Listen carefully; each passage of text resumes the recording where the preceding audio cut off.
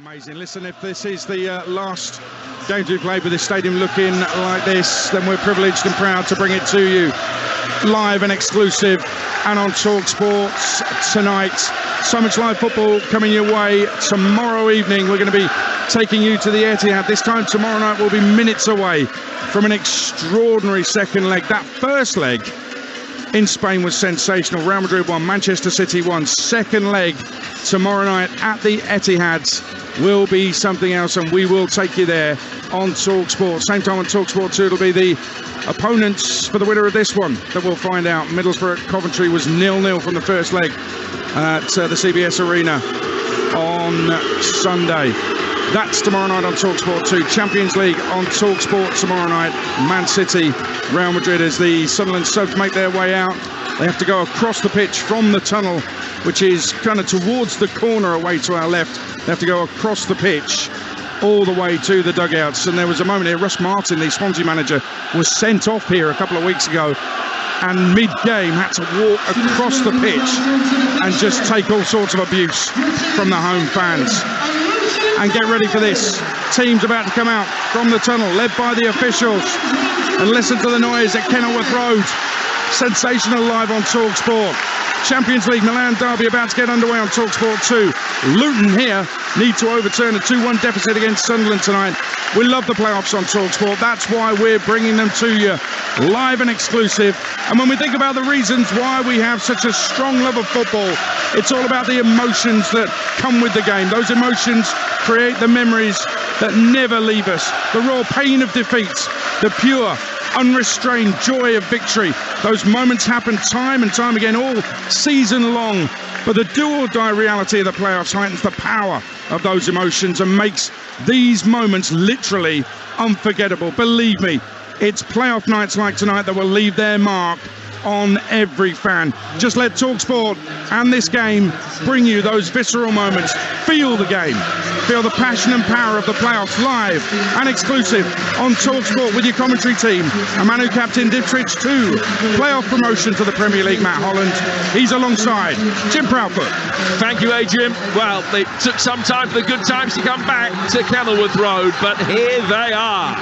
Just 9 years ago, the Hatters were at Hyde United in the National League. Now they find themselves within touching distance of the Premier League. It's been an extraordinary rise. They say you only appreciate football's good times when you've endured the bad. Every Hatters fan is relishing this moment. Of the four sides in these players, they're the only one without Premier League experience, although they could hardly have got closer. Ahead of the inaugural Premier League campaign, the Hatters were sent down on the final day of the old First Division. A defeated already relegated Notts County in a match in which they led. Had they won it, they'd have stayed up. More than 30 years on, they've still not been back. The journey since was dominated by more downs than ups until the recent past. Now, though, there's just one step to make on their meteoric rise.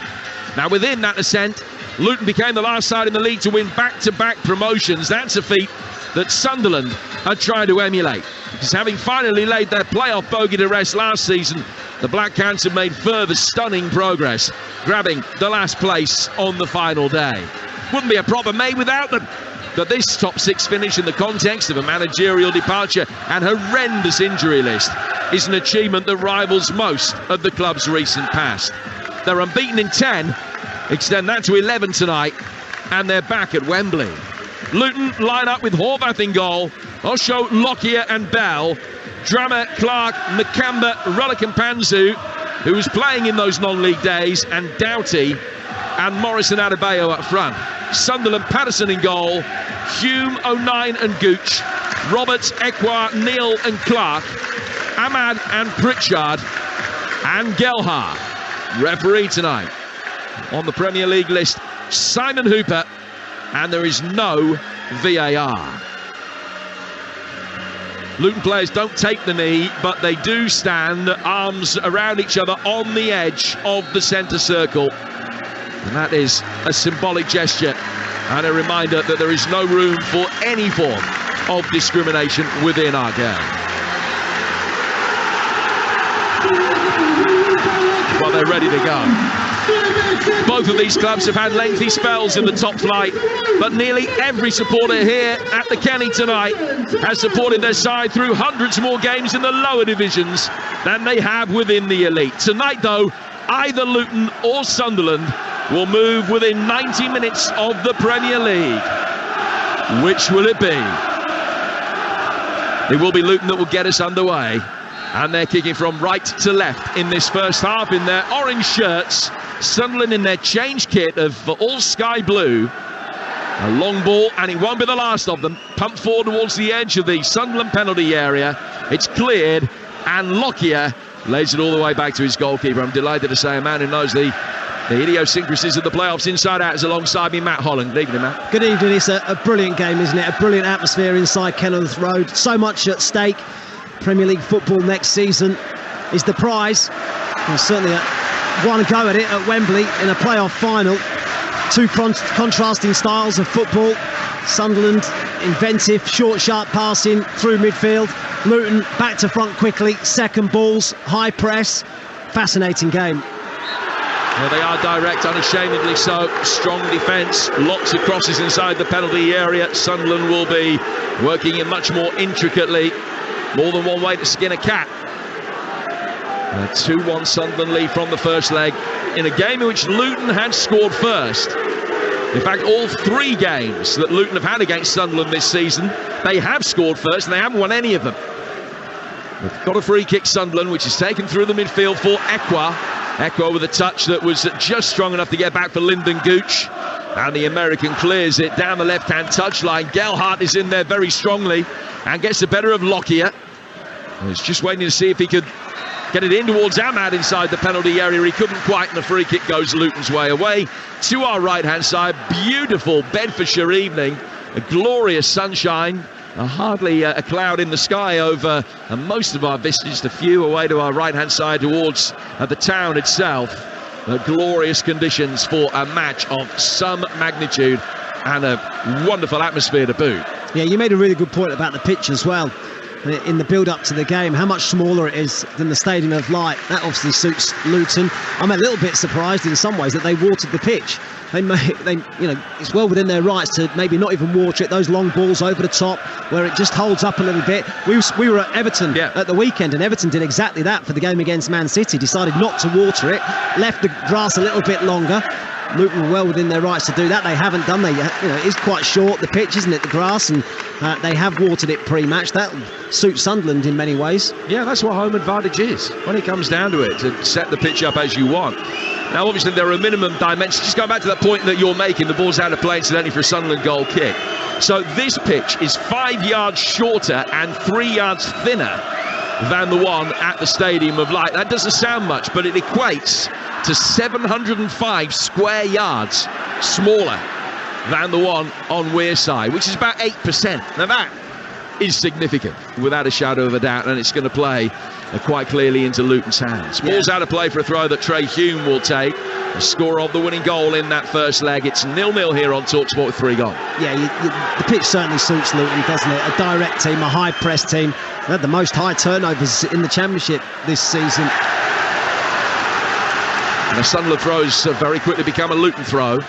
It's taken by Ruddock Panzu. Back from Mari Bell, who actually had a spell playing under Tony Mowbray at Blackburn. He's driving forward here towards the edge of the penalty area, given a shove, play allowed to continue. Clark digs it clear from the edge of the penalty area, gets it towards halfway, where Joe Gelhardt, Joffy, as he's affectionately known, a striker on loan from Leeds. He's actually playing in a slightly more withdrawn role with Ahmad as the most advanced of the 3 forward players at the moment, but it'll all change in various phases of play, I'm sure. Morris, 20 goals to his name this season, has done well. Feeds Alfie Doughty, coming in off the left flank. Gelhardt's done well in turn, comes back, goes shoulder to shoulder with him, gets it forward upfield quickly. Ahmad will chase it. Lockyer's got a head start, gets it back for his goalkeeper, the American Ethan Horvath. And he will play it out from the back for Amari Bell. Pressure then coming on Marvellous Nakamba. And it's telling pressure as well. Pat Roberts winning the ball back. Finding Ahmad on the right-hand side of the penalty area. Ahmad with quick feet tumbles into Amari Bell. No way that was a penalty. Certainly looking for it, but it was great skill by Ahmad to get himself into a decent position in the first place. Now Clark's got it on the Sun left. He has been fouled. And it's a free kick to the Black Cats. In a pretty central position, actually, about 25 yards outside the box. 0-0, 5 gone here on Talksport between Luton and Sunderland. Here's Matt Holland. Yeah, positive period, actually, for Sunderland. We've talked already quite extensively about Luton being a high-press team. We just saw that from Sunderland as well. Ball went back to the goalkeeper. Ahmad closed him down very quickly. Then the goalkeeper tried to play one into midfield. Pritchard was there to win the ball back. A good few period of passage of play there for Sunderland. Yeah, there have been concerns about Alex Pritchard's fitness after that first leg, whether he was going to be able to make it today. News that he was in the travelling party was greeted with the assumption that he'd been only on the bench, but he is in the starting lineup. And he stands over this free kick along with Ekwa. It looks as though Pritchard is going to take it. Indeed he is. And he's fired one in towards goal. But it's gone high and wide. And that was decidedly optimistic. It was about 37, 38 yards out. And he hit across the ball and sent it spiralling wide at the top right-hand corner. Yeah, file that one under ambitious. The thing is with Sunderland, they're going to have to do something different from set pieces. They can't just put it in the box like we're going to see from Luton because they are so much smaller. They've got to try and be a bit more inventive with their free kicks. Although they did score the winner with a header the other day with Trey Hume, and it was all about, not about the height, but it was about the clever movement as he got in between Morris and Osho to be able to steer his header in. The pass Horvath. Luton get it forward here. Adebayo with a good touch. He missed the playoff campaign through injury last season, and boy did Luton miss him. He's got it again now. It's just rolled across his body. Ekwa appeals for handball. No chance. And he's cleared it, eventually goes off the nearest Luton player and out of play for a goal kick, which will be taken away to our left-hand side. 7 minutes gone, and it's got that intensity and pace that you'd anticipate. These playoff games, whether you've got skin in the game or not, they are absolutely fantastic, fascinating encounters, and this one has the makings of being everything like those that have gone before it. Yeah, not quite settled yet, has it? And both sides trying to find their feet and trying to play at a tempo, close down quickly. Neither side has settled into a rhythm as yet. Jack Clark's had an excellent season. He's just given a little shove there, but not out with the laws of the game. Play continues with a throw that's taken quickly back for Horvath, and he whacks it forward again, looking long for Adebayo. Ekwa's had a good start and sticks his foot in, and then 9 can clear. High ball forward from him. Ahmad's going to chase it, and Ahmad will make his way forward, and he just gave a little shove to Osho. He's then gone down after the whistle had gone as he carried on going with Lockyer, and he's ended up on the deck holding his face. Simon Hooper, the referee, is just going to have a little word with Lockyer and also walk over to see the severity of the problem that Ahmad has. But the free kick's actually gone against Ahmad for the earlier just clip of the heels with Gabe Osho. Yeah, there's a coming together, and I think Diallo did bring Osho down, but there's no real need for Tom Lockyer to get involved, and because the decision had already been made by the referee. Well, he's back on his feet, and the pair of them are just being spoken to by the referee. Does have the feel of the game that, because it's so intense, and as we've been saying, the fans are on top of the players, figuratively if not literally, it just has the feeling of a game that there might be a few cards dished out tonight. Free kick's going to be taken for the foul on Osho by Ahmad. It'll be taken by Horvath. He's the only player in that half of the field as he whacks it forward long. Morris going up for it, heads it down. Adebayo back to the direction of play, trying to turn. Pritchard flicks it away from him. Low ball whipped in from that Luton right-hand side by Cody Drammer, another one of the players on loan from Leeds. And then Sunderland do well to eventually hook it clear. It was Dan Neal that got it away, and it goes out for a throw that Amari Bell will take quickly. Down the touchline, looking for Morris, and cleared. Roderick Mpanzu trying to stop the ball going out of play for a goal kick. He's managed that. Will he be able to drive it in more successfully? Well, the next best thing, because he's got it off Robertson out of play for a Luton corner. Now, they only conceded 2 corners in that first leg, which was absolutely integral to the Sunderland game plan. But here's Luton's first tonight. Yeah, just listen to that noise as well. The home team right behind their side. But expect this one right on top of the goalkeeper. Anthony Patterson has got men around him. I expect this to go right on top of him. It is a right-footed in-swinger towards the edge of the 6-yard box. Nodded down and turned in. They've scored from their first set piece. I think it's Gabe Osho that will take the credit for it. High ball inside the penalty area, nodded down, ricocheting around inside the 6-yard box, tapped in, and just as they did in the first leg on Wearside, Luton score from their first set piece. They lead 1-0 on the night. It's 2-2 on aggregate. If you thought it was loud when they won the corner, what about that when the ball hits the back of the net? Rob Edwards immediately turned to the stand to our right and waved his arms to the crowds as if to say, give us more noise. What a start for Luton. That is their game plan. Set pieces, delivery into the box, long balls. Can you deal with the second ball? Can you win the second ball? Can you win the first one? The ball falls to Osho and he makes sure he drives it home for Luton Town. And what a game we've got now.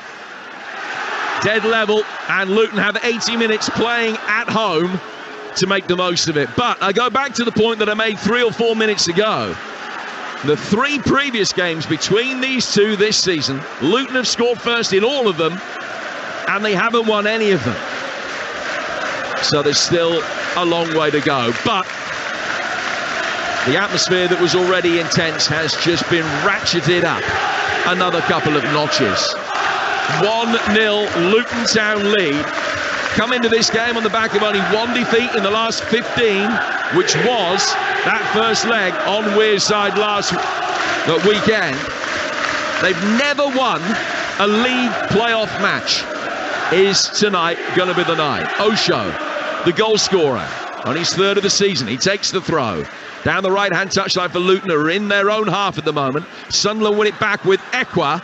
Challenge comes in on him and is a foul. Has been given away by Clark, and a free kick that will be taken by Sunderland inside there, just inside Luton territory. And Luton lead it by a goal to 0. Yeah, when you talk about height advantage, I've just seen the replay of the goal. It's Lockyer who's being marked by Alex Pritchard. What's Pritchard? 5'6", 5'7". Lockyer, the centre half, wins that first ball into the area. It falls kindly to Osho, 3 yards out, and it's a simple task of poking it into the back of the net. And it's the perfect start for Luton Town. I mean, it's Tony Mowbray's biggest fear coming into this game was defending set pieces. How do we do that?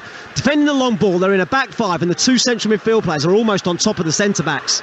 And they're trying to limit the space and limit the area where the ball can get into Morris and Adebayo. And they've done a reasonable job of that when that ball's gone long from back to front. But from set pieces, you can see that's a big problem for Sunderland. Now Sunderland have their first corner themselves, and it was very nearly in. Ekwa, then it hits the post, I think, via deflection. And Sunderland players are absolutely begging the referee to give them a penalty. Looked a hand. It did look as though there was a hand in there. Now, there is no VAR. There is for the final, but there isn't tonight. And it did look as though there was a hand in there. You could tell by the reaction of players. 7 of them immediately sprinted to referee Simon Hooper. If he didn't see it, he didn't see it. He can't give anything that he didn't see. I think it would have been really difficult for the referee to see it. After they'd gone to the referee, they went to the assistant and said, did you not see it? It would have been a better angle from the assistant's position. In comes the second corner. That one's dealt with much more effectively. Adebayo heading it away at the near post. And out of play for a throw. Ahmad wants to take it quickly. The ball has gone into the Luton fans, and they're just standing remonstrating with Ahmad rather than giving him the ball back so that play can continue. Fans doing their best to make this as hostile an atmosphere as possible. Now the referee is being called over by the 4th official. I don't know whether on the Sunderland bench they've seen a replay and the 4th, there's something was said over there perhaps, but the 4th official has called Simon Hooper over. It is Andy Madley who's in that role tonight. Now the referee has been in consultation. Now he's going to make his way back over. Is he going to speak to any of the players directly, or is he going to allow play to continue? 1-0 the score. Just play on. The play will resume with the throw. Taken by Roberts. Played down the line for Ahmad. And one back by Alfie Doughty. And Matt, you've seen a replay of that handball shout? Yeah, and it hit Amari Bell, but it hit him from about 2 yards. The distance was minimal. I think it would have been really harsh. He's putting his arm down by his side. I don't think VAR, even if they'd gone to VAR and had a look at it, would have overturned the decision of no penalty. It actually hit the post after it hit Amari Bell. Yeah. It then ricocheted off the post. So good response from Sunderland to go in that goal behind. Yeah, their first set piece, very nearly a productive one as well. But it is Luton that lead it. 1-0 Gabe Osho with the goal on 11 minutes. Doughty, first time ball in. And he's actually gone for goal rather than trying to pull it back across the edge of the 6-yard box, and it's ended up being saved by Patterson. Sunderland coming into this on the back of 2 wins in a row, 5 wins in 7. They're unbeaten in their last 10 games. They've only failed to score, though, in 1 of their last 31 matches, which is a game against Burnley back in March. So from that point of view, Luton may well feel that they are going to need at least 1 more to be able to get the job done in regulation time tonight. Stays this way, of course, it goes to extra time. No away goals. There haven't been in the playoffs for 20-odd years now. No, we were the victim of that in 1999, the victim of an away goals defeat to Bolton. And it was on the back of that, it got changed, wasn't it? I think that's right. David Sheepshanks made not a complaint, but a suggestion that perhaps it should be scrapped. Yeah, our supporter side, they very nearly benefited from it, from away goals, but Torquay being Torquay didn't hold on till the end of extra time to be able to do so that day, but came within a couple of minutes of being one of the last to go through on away goals. Here's Pat Roberts, will make his way forward now down the Sunderland right-hand side. We're 16 minutes in, it's 1-0 to Luton, as it was at this stage of the first leg. Roberts picking the ball up in the midfield, down towards Dan Neil. Neil now to Ahmad, coming in off the right flank. It's a clever reverse ball in. Roberts trying to get in between the lines. Gelhardt withstanding the challenge of Osho, can play it out towards Jack Clark. Clark travelling inside the penalty area as he won a corner, no, not quite. Right-footed cross, which deflected off Drama and goes into the hands of Horvath, who just looks long. Didn't even think about it, picked the ball up, punted it 80 yards straight downfield just to see what would happen. It's the Luton way. Yeah, and then it's that surface where it's been watered, it just skips off the surface into the goalkeeper's hands. But better play from Sunderland, moving it through the thirds. And actually, I don't know how Ahmad Diallo's become the boo boy here at Luton. He was the one that was brought down by Tom Lockyer, but because he was down for a period of time, he's all of a sudden has become the boo boy. Has scored in the last 2 matches against Luton. Scoring in the first leg, 14 goals this season he's scored. It's been an excellent loan spell that he's had on loan from Manchester United.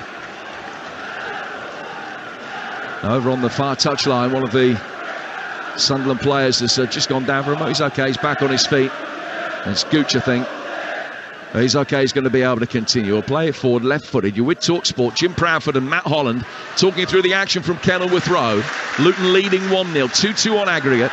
Lockyer getting involved again, in with Gelhardt, and just a little bit of pushing and shoving going on, and still going on between the pair of them off the ball as well. Now they desist. Bell heading it forward, long ball forward towards the edge of the penalty area. It was guided down, trying to get Clark in inside the box, but it'll be cleared by Sunderland. Pritchard coming back. Eckworth to Gelhardt. He can turn. He's got movement either side of him. Good ball. Play forward. Ahmad, goal side of Doughty. Bringing forward towards the edge of the penalty area. Onto his left foot. Tries to get a shot in. Comes back from Roberts across the edge of the 6-yard box. Nobody there to get a touch. Cleared. Only as far as Eckworth. First ball forward from him hits Clark. And then goes back out to the left flank for Jack Clark. His ball inside the penalty area is cleared. And Luton eventually can put a foot on it with Nakamba before Doughty looks long and gets it upfield. Drama playing it forward. Ekwa is in there. And now it's brought down by O'Nien on the edge of his own penalty area. O'Nien into the feet of Neil. And back for Luke O'Nien again. 19 minutes in. And it's Luton 1, Sunderland 0. Here's Gelhardt. Gelhardt on the edge of the centre circle, finding Pritchard. Pritchard out to the left-hand side for Jack Clark.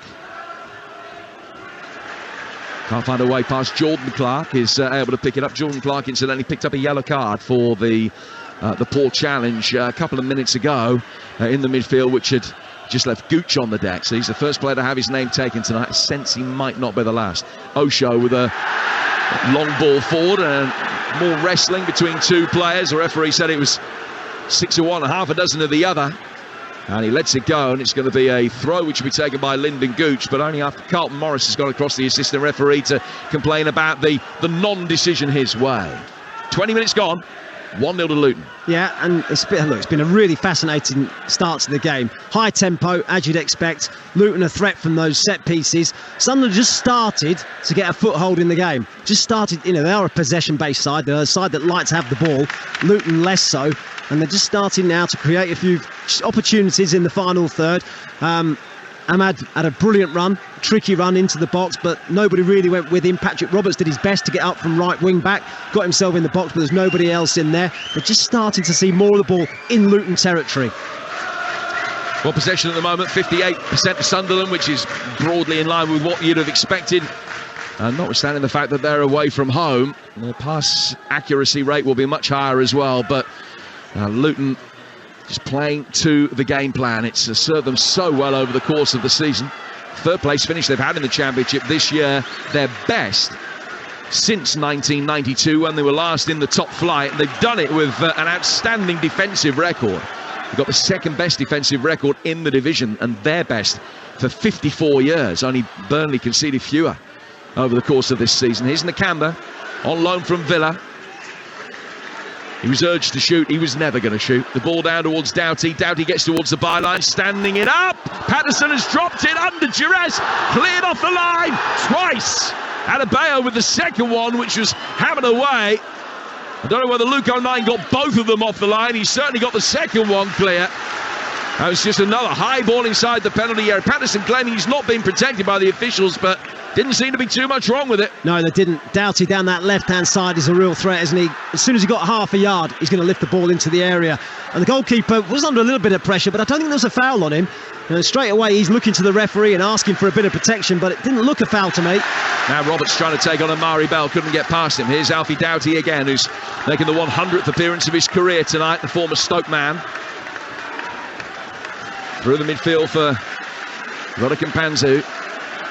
And now out to the Luton Town right-hand side for Cody Drama. 1-0 to Luton. We're at the midway stage of the first half here on Talksport. It's still 0-0 in the Champions League tie tonight, which is live for you right now over on Talksport 2. The Milan derby, still 2-0. Inter lead it on aggregate. The commentary continues right now over on Talksport 2 with Danny Mills alongside Sam Matterface. And this one, Luton leading Sunderland by a goal to nil in the EFL Championship playoff semi-final. And it's live on Talksport with Carling, the UK's #1 lager, 18 plus. Please drink responsibly.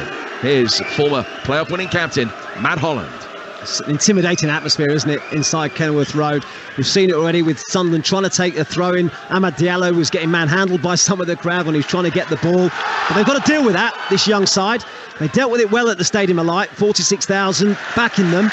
And now it's a slightly different atmosphere. Compact, unique ground at Kenilworth Road. They've got to deal with a different atmosphere tonight. That is something we were talking about earlier, but it's worth reiterating the point. It is a young team. 7 of the 11 are 22 or younger. Average age of 23 years, 348 days in the starting lineup tonight. They are the youngest team in the division. Carlton Morris with a great turn for Luton in the midfield. Down for Adebayo. A really good challenge coming in to stop the ball, finding Doughty, but Adebayo is quickly back on his feet. Lays it back to halfway. Just actually rolls past Bell. And Ahmad is there to put immediate pressure on him, but the one-time Birmingham defender can get it back to his goalkeeper, and Horvath will clear. Long ball played for. Clark going up. It's a really good header from him. Steered back to Nakamba. Panzu lets it run for Doughty. In the yellow boots just in front of us. Roberts read his intentions. Neal can bring it further clear for Sunderland in there. Change kit of light blue tonight. Ahmad's got a little bit deeper as he picks it up, and the booze will tell you that he's the man in possession. Back from Ekwa to Hume. Hume now to O'Nien. And Luke O'Nien bringing it forward about 10 yards outside his penalty area before finding Dan Neal again. There's actually been good rotation between the Sunderland front three, with Ahmad, Gelhardt and Pritchard all rotating between being the most central one, who's coming deeper, making it more difficult for Luton to pick them up. Here's 09 at the back, who's making his 10th playoff appearance for Sunderland today. Now goes out towards Lyndon Gooch.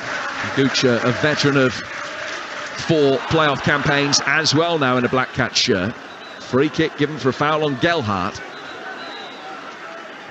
Sunderland looking to take it quickly, and the Canberra stopped that happening. Had the free kick been whacked into him where he was standing, I'm sure he'd have got a yellow card.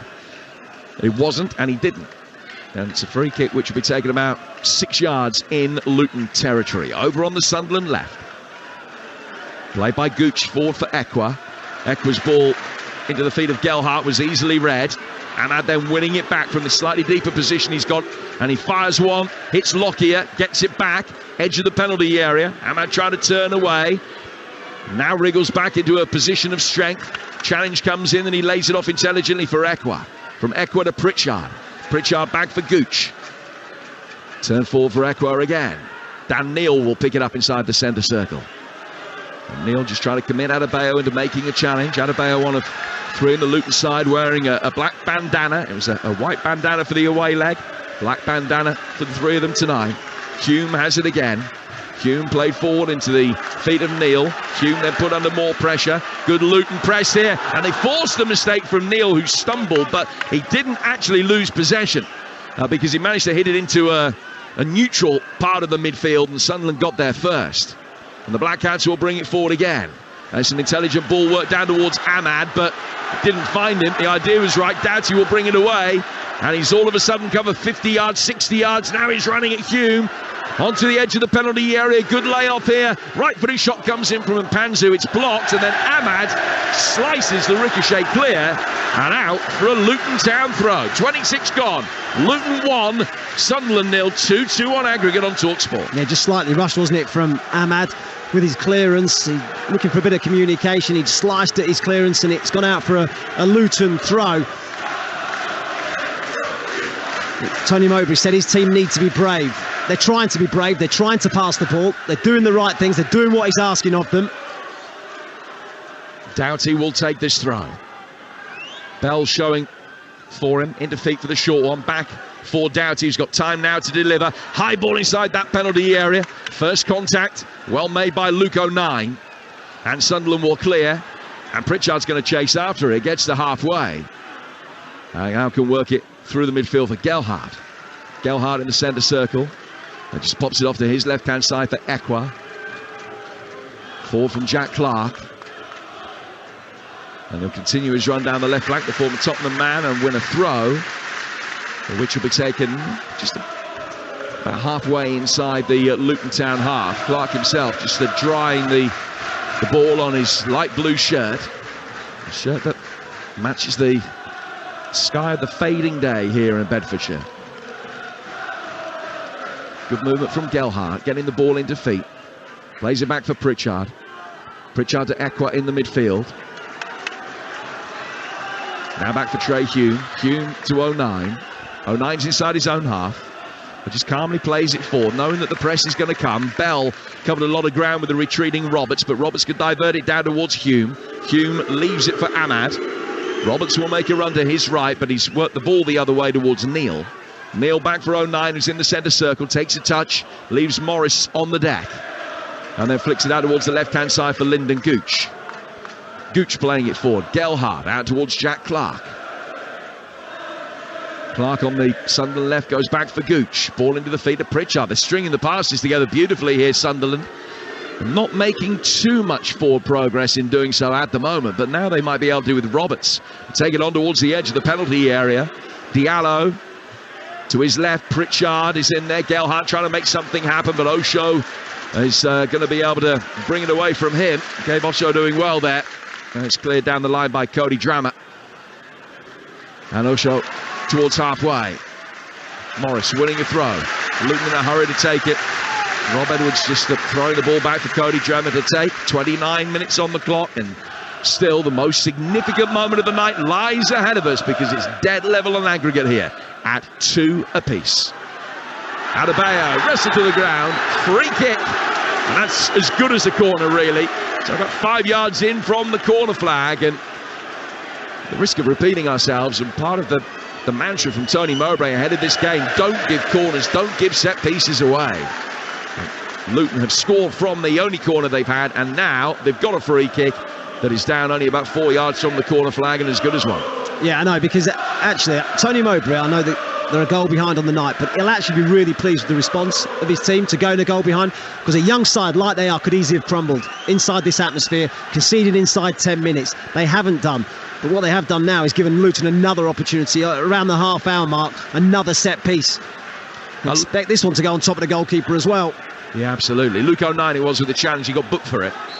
Luton have got 5 inside the penalty area. It's swung towards the penalty spot. Morris with the header, saved by Patterson, diving to his right, clipped back in, half cleared by Neal, out towards the edge of the area for Nakamba. Referee takes evasive action. Ball finds Drama, back for Nakamba again. Now to Adebayo on the left-hand side of the area, chipped in, Lockyer! And he sent a flick header about a foot wide with the keeper beaten. And at times, Sunderland are hanging on here.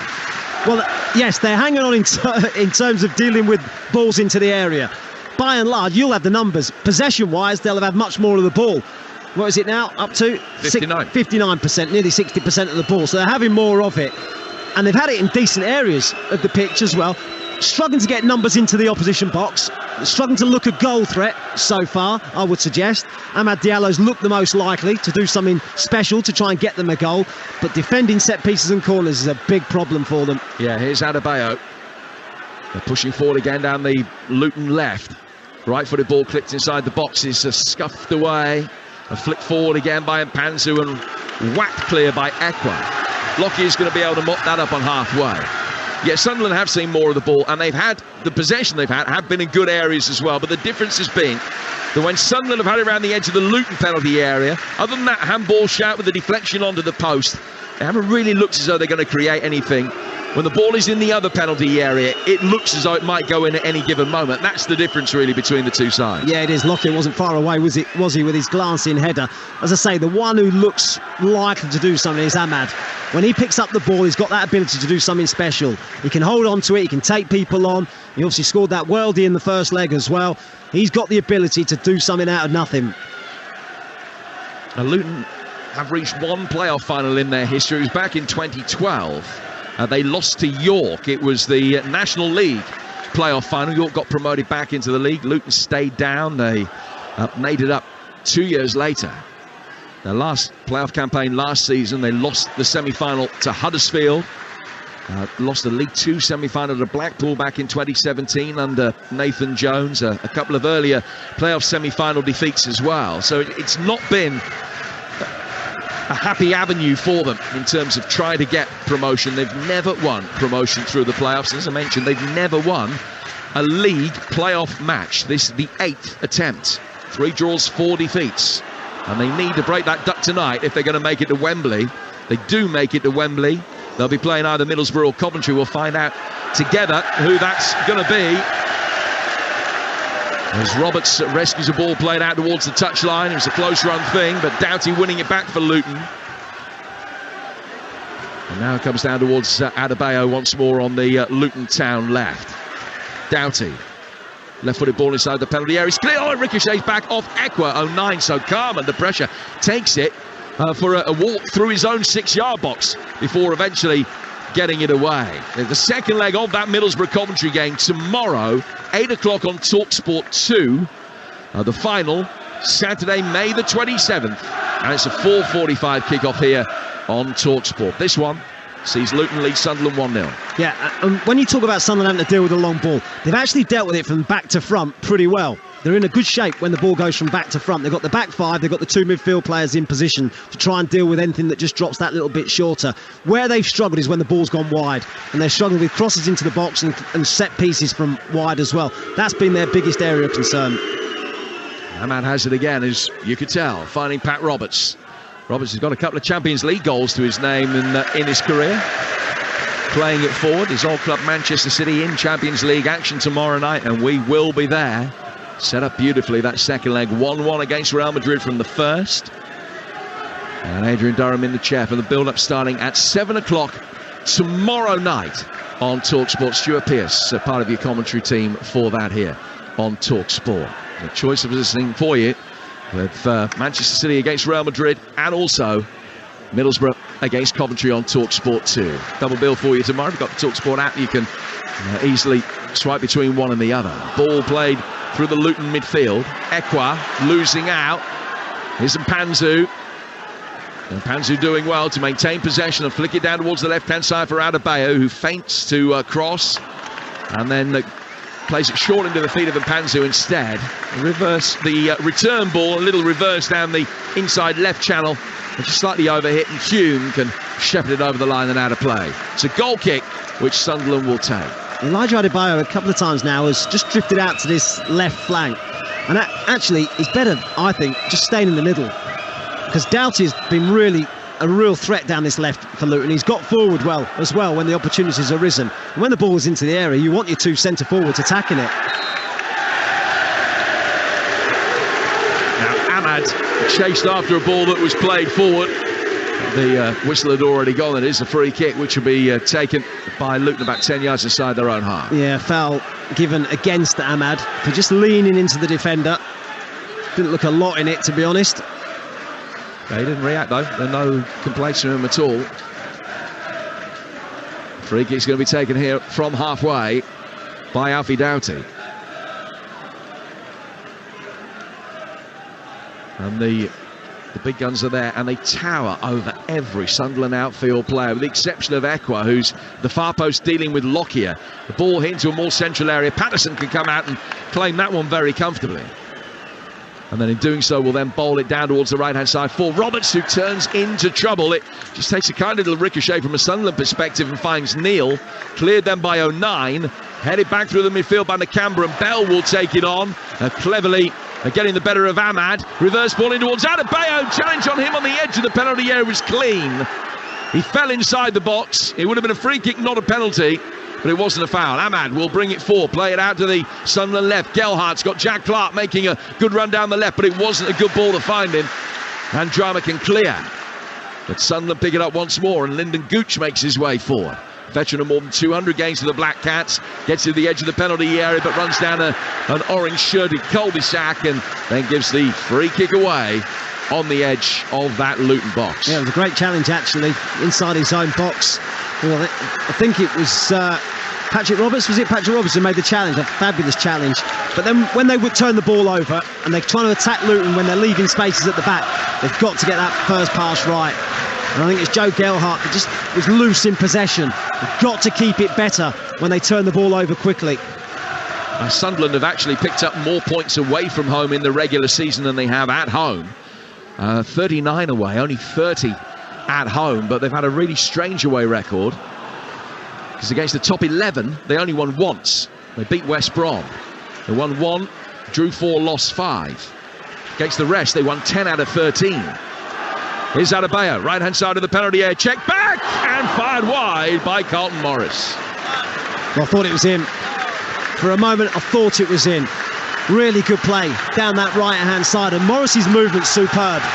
The way he just checks away and then gets across that near post. It's a difficult chance, but for a moment, from our angle, I thought it was in. Yep, you and me both. But it remains 1-0 to Luton. Gabe Osho's goal on 11 minutes is the difference between the two. 2-2, the aggregate score. And it was about this stage, in fact it was exactly this stage of the first leg, that Sunderland found their equaliser, having gone a goal down in 11 minutes. Exactly the same story tonight, a goal down in 11 minutes. It was Ahmad that got the equaliser with a brilliant free kick, just flicked into his path.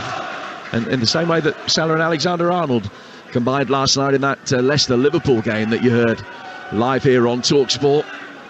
Taking a leaf out of the Pritchard Ahmad book from the weekend.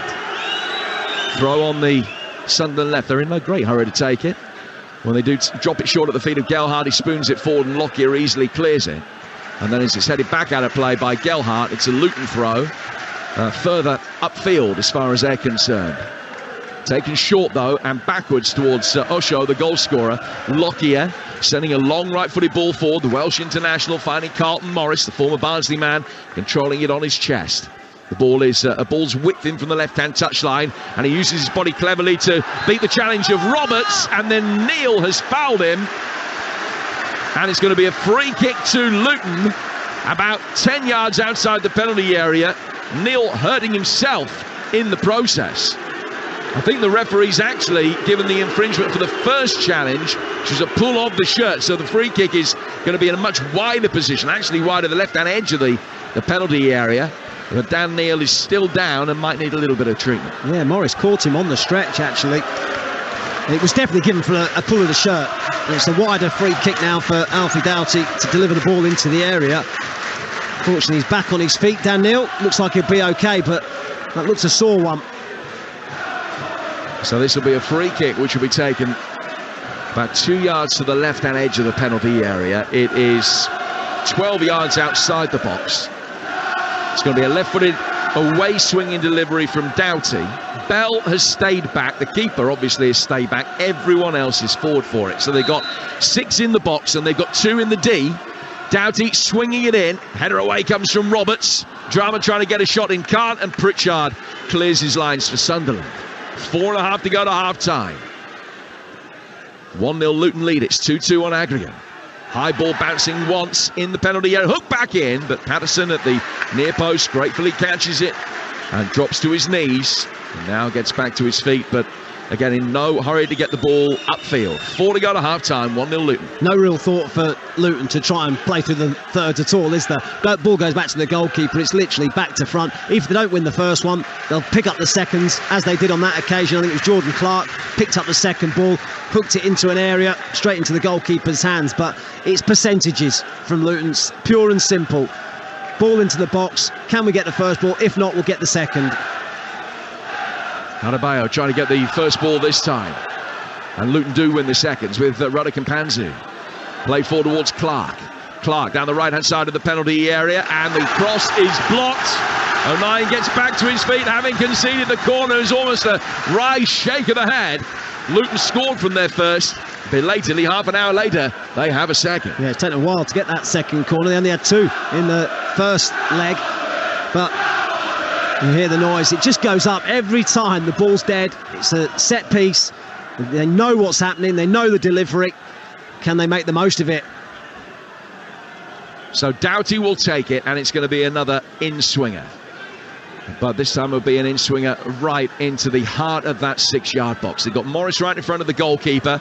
Good header away from Ekwa, brought down by Drama. Back out towards Doughty. Can take a touch before delivering a second ball. Look here! 2-0 Luton. Great ball in. It's all about the quality of the service. And Lockyer is still forward. Threw himself at it. Swiveled and turned the forehead. Luton lead it. 2-0 on the night.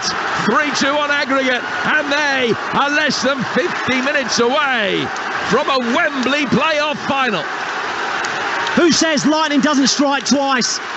2 corners for Luton, 2 goals. Sunderland are just unable to defend the balls into the box. I said they look more dangerous, Luton, when the ball goes wide and they deliver it into an area and someone attacks it. It's Doughty this time. His left-footed corner was well cleared. He actually picks up the second balls and delivers it into an area, asks someone to attack it. It's curling towards the goalkeeper. Lockyer, about 8 yards out, attacks it best, gets there first and nods it into the back of the net. Advantage Luton. Tom Lockyer, who scored in his last 2 league appearances, has won a playoff final in his career in the past with Bristol Rovers, and he's just scored the goal that gives Luton the aggregate lead. 2-0 on the night, 3-2 up on aggregate. Now, can Sunderland respond? It's Roberts trying to take the ball on. Ahmad can't find a way past Lockyer, who stands firm, the tousle-haired Welshman. And he clears it. A long ball played for that bounces inside the centre circle and is brought down at the back by Gooch. Well, knowing what's coming and being able to stop it are often 2 completely different things. Luton haven't deviated from the anticipated game plan tonight, but it's been effective. against the Sunderland side, who are without any aerial presence at the back because of injury. They just haven't been able to deal with it. Yeah, just looking at the goal again, he's the only one on the move, Lockyer. He's the only one that's actually on the move inside the box. Everyone else is stood still waiting for the delivery. He comes from that little bit deeper. He has about 4 or 5 yards, and because he's on the run, he gets there first. Very well taken goal by the Luton skipper. 3 minutes before half-time.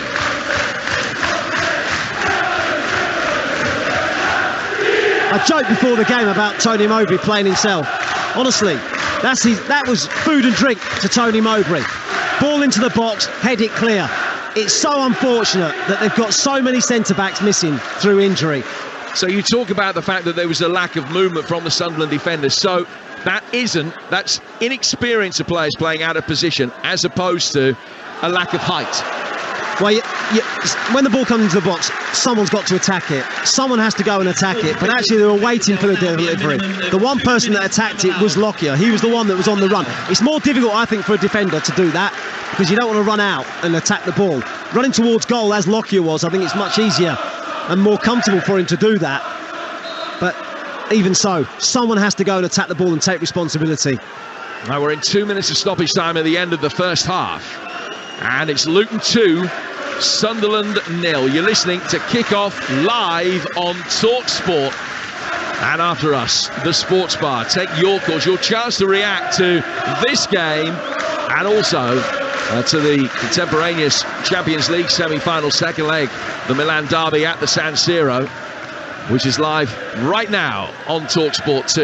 And Jamie O'Hara and Jason Cundy are taking your calls on both of those games and any other business as well on TalkSport. 2-0 Luton and 0-0 still in that Champions League semi-final, so 2-0 to Winter on aggregate there. Well, I mean, it's all to do now for Sunderland. They're capable. They've been away from home back end of the season, gone to Norwich, Burnley, West Brom, not got beaten. They've got to do something special though to get themselves back into this one. Gelhardt feeding Jack Clark out towards the left flank for Pritchard. Back for Jack Clark again.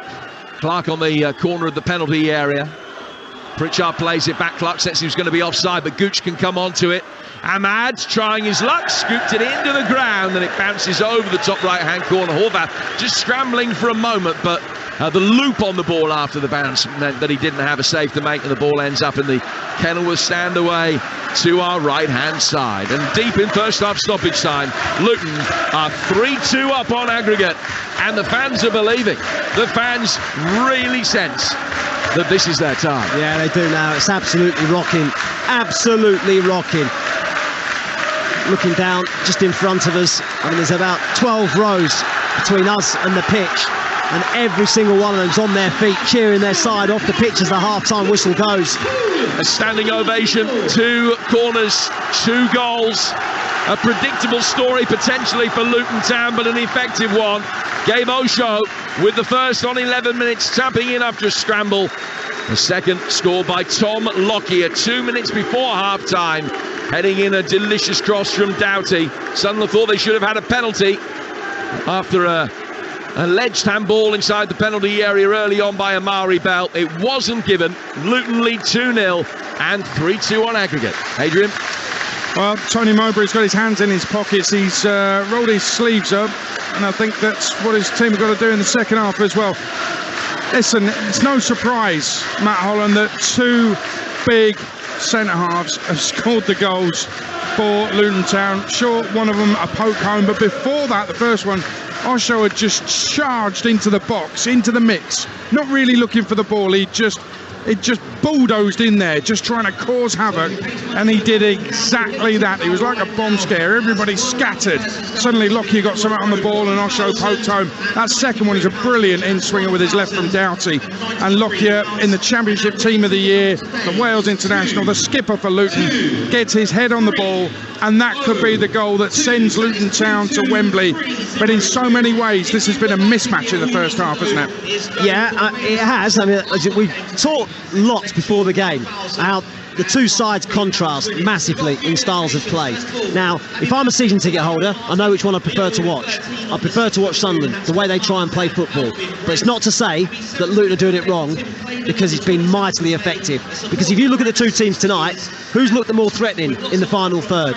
Who's looked like scoring more goals? Luton, Simple. yeah. Simple. The home team. Luton have looked like the team that are going to get themselves on the score sheet. Sunderland have played some really nice football, but have lacked any sort of killer threat up top. Ahmad's looked like he might do something out of nothing, and he's capable of doing something special. But generally, they played a lot of nice football and had no real threat. I don't think they've even had a shot on target in that first half. Can't remember the goalkeeper. They haven't had one on target. No, they haven't. I can't remember the goalkeeper having a save to make. Whereas Luton, every time the ball comes into the box, you fear the worst for Sunderland. You absolutely do. A couple of incidents. I mean, the goals themselves say enough. I mean, they mentioned, you talked about Adebayo peeling out to the left-hand side. I think the reason he's done that is because he wants to drag Trey Hume out there. That's 6'3" against 5'9". That is a total mismatch, and that's basically Adebayo and Morris are 6-footers. And those three at the back for Sunderland are nowhere near. They just cannot cope with the physical presence. I played centre half, Aid. I've played centre half lots, and I always thought I was reasonable in the air. But I knew if I came up against someone 6'4", chances of me winning it are slim. Adebayo is a specimen. I mean, what an absolute... I mean, he's incredible. He looks so physically fit, and it's like you can't get near the ball if he's shielding it. The other incident was right at the start of the game. Lockyer gets hold of Amad Diallo and literally ragdolls him to the ground. Now, I can't understand. Simon Hooper's missed a lot in this first half. I don't think he's had the greatest 45 minutes he'll ever have. I don't understand how that isn't a yellow card. I don't get it at all. All of a sudden, what's happened there is the Luton crowd have got on Ahmad's back because he stayed down and wasn't really injured, but he's been wrestled to the ground, thrown to the ground. I don't understand how that's not a yellow card. No, I mean, I thought exactly the same. I mean, they've been physical right from the off. Yeah. Luton, they've tried to intimidate. They've tried to intimidate the opposition and to get the crowd going with it as well, and that's worked. Absolutely, they did it before the game. As soon as they were going in from their warm-up, they jogged around the whole of the pitch, didn't they? Just clapping the fans, lifting them. They took a team photo just before they were going down the tunnel. Again, just to give the crowd that little bit of an emphasis, or impetus to try and give them a bit more noise, and it worked. And the physicality, the quick challenges, the hard challenges, got the crowd to life. The early goal helps. The early goal massively helps, because that all of a sudden then the crowd are up. Sunderland actually, I thought, after they went a goal behind, did a reasonable job of keeping it away from them, the ball, and keeping the home crowd quiet. But another set piece. As soon as they got their second corner and the second goal, I mean, wow, the noise then.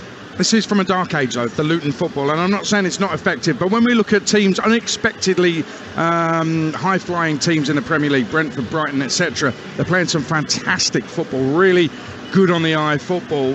That's not this. It's effective. It'll get them to a playoff final at least, Luton Town, if things keep going the way they are, but this isn't the football that the Premier League has got used to over the last few years. So I wonder if they carry on like this, if they do get promotion, carry on playing like this in the Premier League, I wonder how successful it will be, and whether that will see another shift in football fashions. Well, the thing is, Adrian, if this team do get promoted, they're not going to make 15 changes to the squad next season.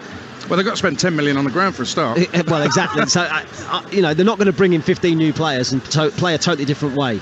So they're going to have to play this style of football largely. There might be one or two changes to it. There might be, a little bit of stardust brought in, possibly. But generally, they're going to have to play this way if they do get promoted. It's been mightily effective tonight. Well, it's kind of Beauty and the Beast, and the Beast is very much winning. As it stands, Luton Town will be heading to Wembley. They've already turned around that 2-1 deficit from the first leg.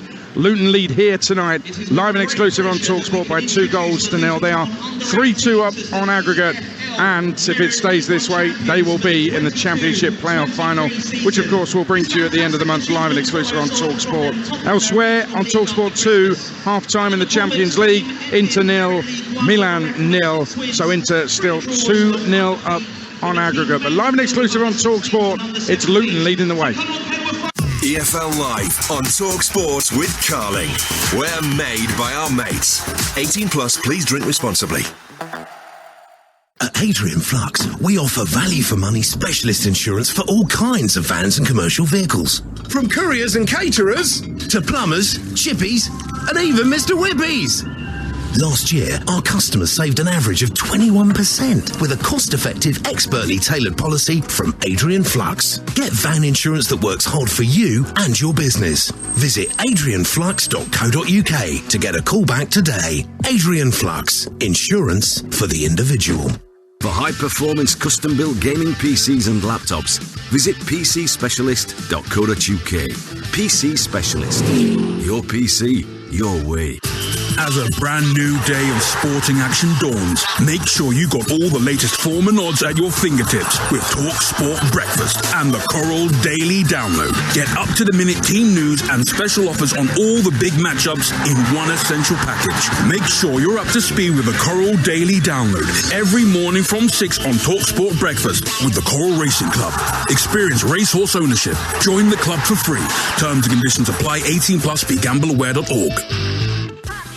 I'm Adi Bayarakin Femwa, and I'm here to tell you about BetUK's responsible gaming tools. At BetUK, the safety of our players is the most important thing. That's why on the BetUK app and website, you can set deposit limits, schedule reality checks, or take a timeout to ensure you stay in control. Find out more about responsible gaming at betuk.com. Champions League live on Talksport with Till by NatWest, the card payment provider from NatWest. Till by NatWest. Tomorrow begins today. Fees, T's and C's and eligibility criteria apply. On the app, on DAB, on 1089 and 1053 medium wave, and on your smart speaker, Talksport. Well, as night is falling in this part of the world, in Bedfordshire, at Kenilworth Road, which won't look like this in the Premier League next season if Luton make it. So far, first part of the job looks like it's going to get done. They are 3-2 up on aggregate and heading to Wembley for the Championship playoff final. Second 45 to come, live and exclusive on Talksport. Let's get the halftime odds with Ladbrokes. Odds update on Talksport with Ladbrokes. Are you in? Let's go. Play at ladbrokes.com. 18+. BeGambleAware.org. Well, it's Luton 2, Sunderland 0, 3-2 to Luton on aggregate, and with Ladbrokes currently you can get to qualify for the final. Luton 1-10, Sunderland 6-1, and to score the next goal you can get Carlton Morris for Luton. He's at 4-1 there. If you think Sunderland will get one back, Ahmad Diallo is currently 17-2. That's the latest odds with Ladbrokes. Play at ladbrokes.com. 18+. BeGambleAware.org. Odds update on Talksport with Ladbrokes. Are you in? Let's go. Play at ladbrokes.com. 18+. BeGambleAware.org. Oh, don't forget, tomorrow night, it's a huge night. From the first leg in Spain, it was Real Madrid 1, Manchester City 1. Talksport will be at the Etihad. We'll take you there. Live on Talksport tomorrow evening from 7 o'clock. You can join me, Jim Proudfoot and Stuart Pearce for live commentary of Manchester City against Real Madrid. Middlesbrough Coventry in the Championship will be live on Talksport 2, and then on Thursday Newcastle Brighton in the Premier League, live and exclusive on Talksport. On Talksport 2, West Ham bidding to get to a European final. They're 2-1 up, going away to AZ Alkmaar in the second leg. That's on Talksport 2. And on the Talksport app Thursday night, I'll be in the away end at Hillsborough. Sheffield Wednesday taking on Peterborough. Not exactly tight from the first leg, but it's only half-time, may I remind everybody. 4-0 up from the first leg, the Posh. Everybody's telling me they're going to do it, but when you're a fan of a club, you just can never feel that confident. 2 down in the first 10 minutes. I don't know about anybody else, but I will be panicking in that away end. I won't be able to look on Thursday night. But that's 3 games for you live on the Talksport network on Thursday night. And to get that Sheffield Wednesday Posh game on the app, just download the Talksport app for free from where you get your apps. And you can swipe between Talksport and Talksport 2, or just head to the Live Games tab in the middle of the home screen at the bottom, and that will take you, redirect you to where you need to go to listen to the game of your choice. Matt Holland waiting for the players to come out for the second half. Oh, the tone was set before kick-off, as you said, but once the game kicked off, the second touch was a boom upfield from the Luton keeper, Ethan Horvath. From kickoff, it literally got rolled back to him and he ballooned it to the other end of the pitch. At that point, if there was any doubt in anybody's mind, we knew what was going to happen tonight. I think anyone that's watched Luton and Sunderland over the course of the season was never in any doubt, really, as how they were going to approach this game and how they would attack it. And it was to try and be physical, try and win the, go from back to front very quickly, try and win the first. You don't win the first, you pick up the seconds, then you work from there. Alfie Doughty's been a threat down the left-hand side, and his delivery wasn't it, for the second goal as well, a really teasing ball into the area. But actually, even down this left-hand side as well, he's got himself into some really good areas and lifted the ball into dangerous positions for Morris or Adebayo to go and attack. So look, their season has been about long balls into the box, loading the box, open play crosses, getting the ball into the area and attacking them. And we've seen it again in evidence tonight. Sunderland getting to the playoffs has been all about Jack Clarke on the left and Pat Roberts on the right-hand side, plus a little bit of stardust and magic thrown in from Amad Diallo from range. They need to get those wide boys going definitely in the second half, otherwise there's going to be no joy for Sunderland. I wonder whether Tony Mowbray might make a switch. I know he's been playing that back three, whether he just decides to go to a four and just says we'll go to a back four, we'll try and keep two players high and wide, try and, if Luton are going to play a back three and push their wing backs on, we'll try and isolate their two wide centre backs. Just hit them with long balls? No.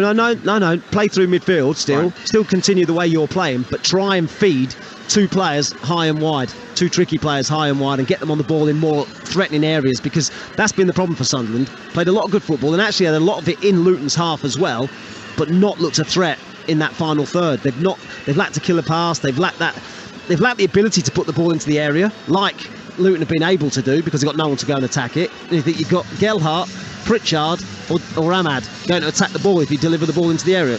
Virtually impossible. So you're looking at little triangles. I personally, I think Tony Mowbray feels as though they're better in a back four.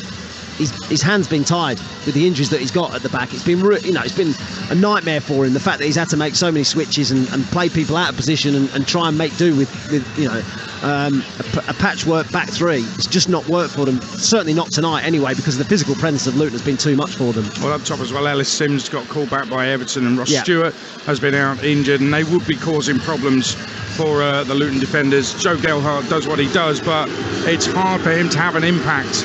Tom Lockyer is finding it easy to marshal him, too easy maybe. Quick word on the handball, because it clearly struck the arm of Amari Bell, clearly, and he redirects the ball as well.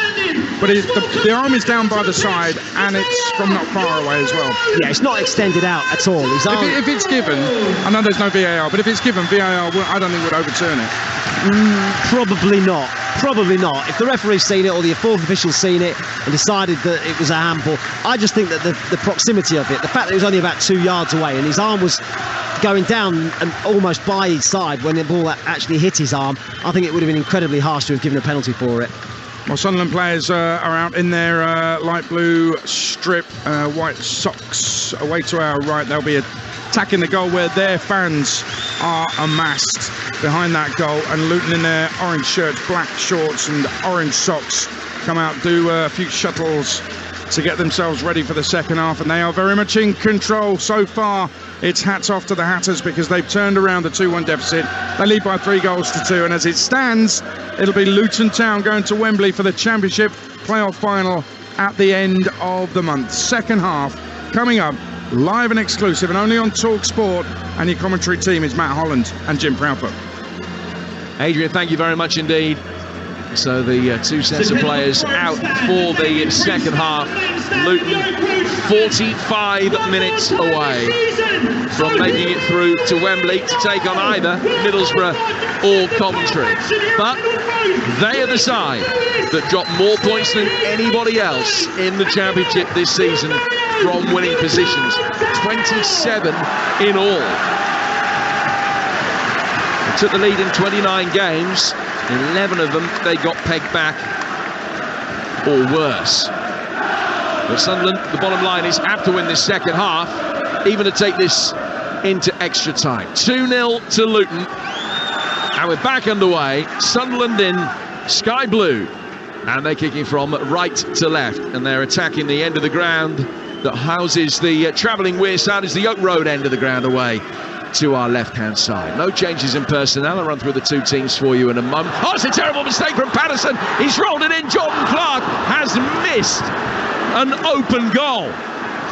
And it should be 3-0 to Luton. 25 seconds into the second half.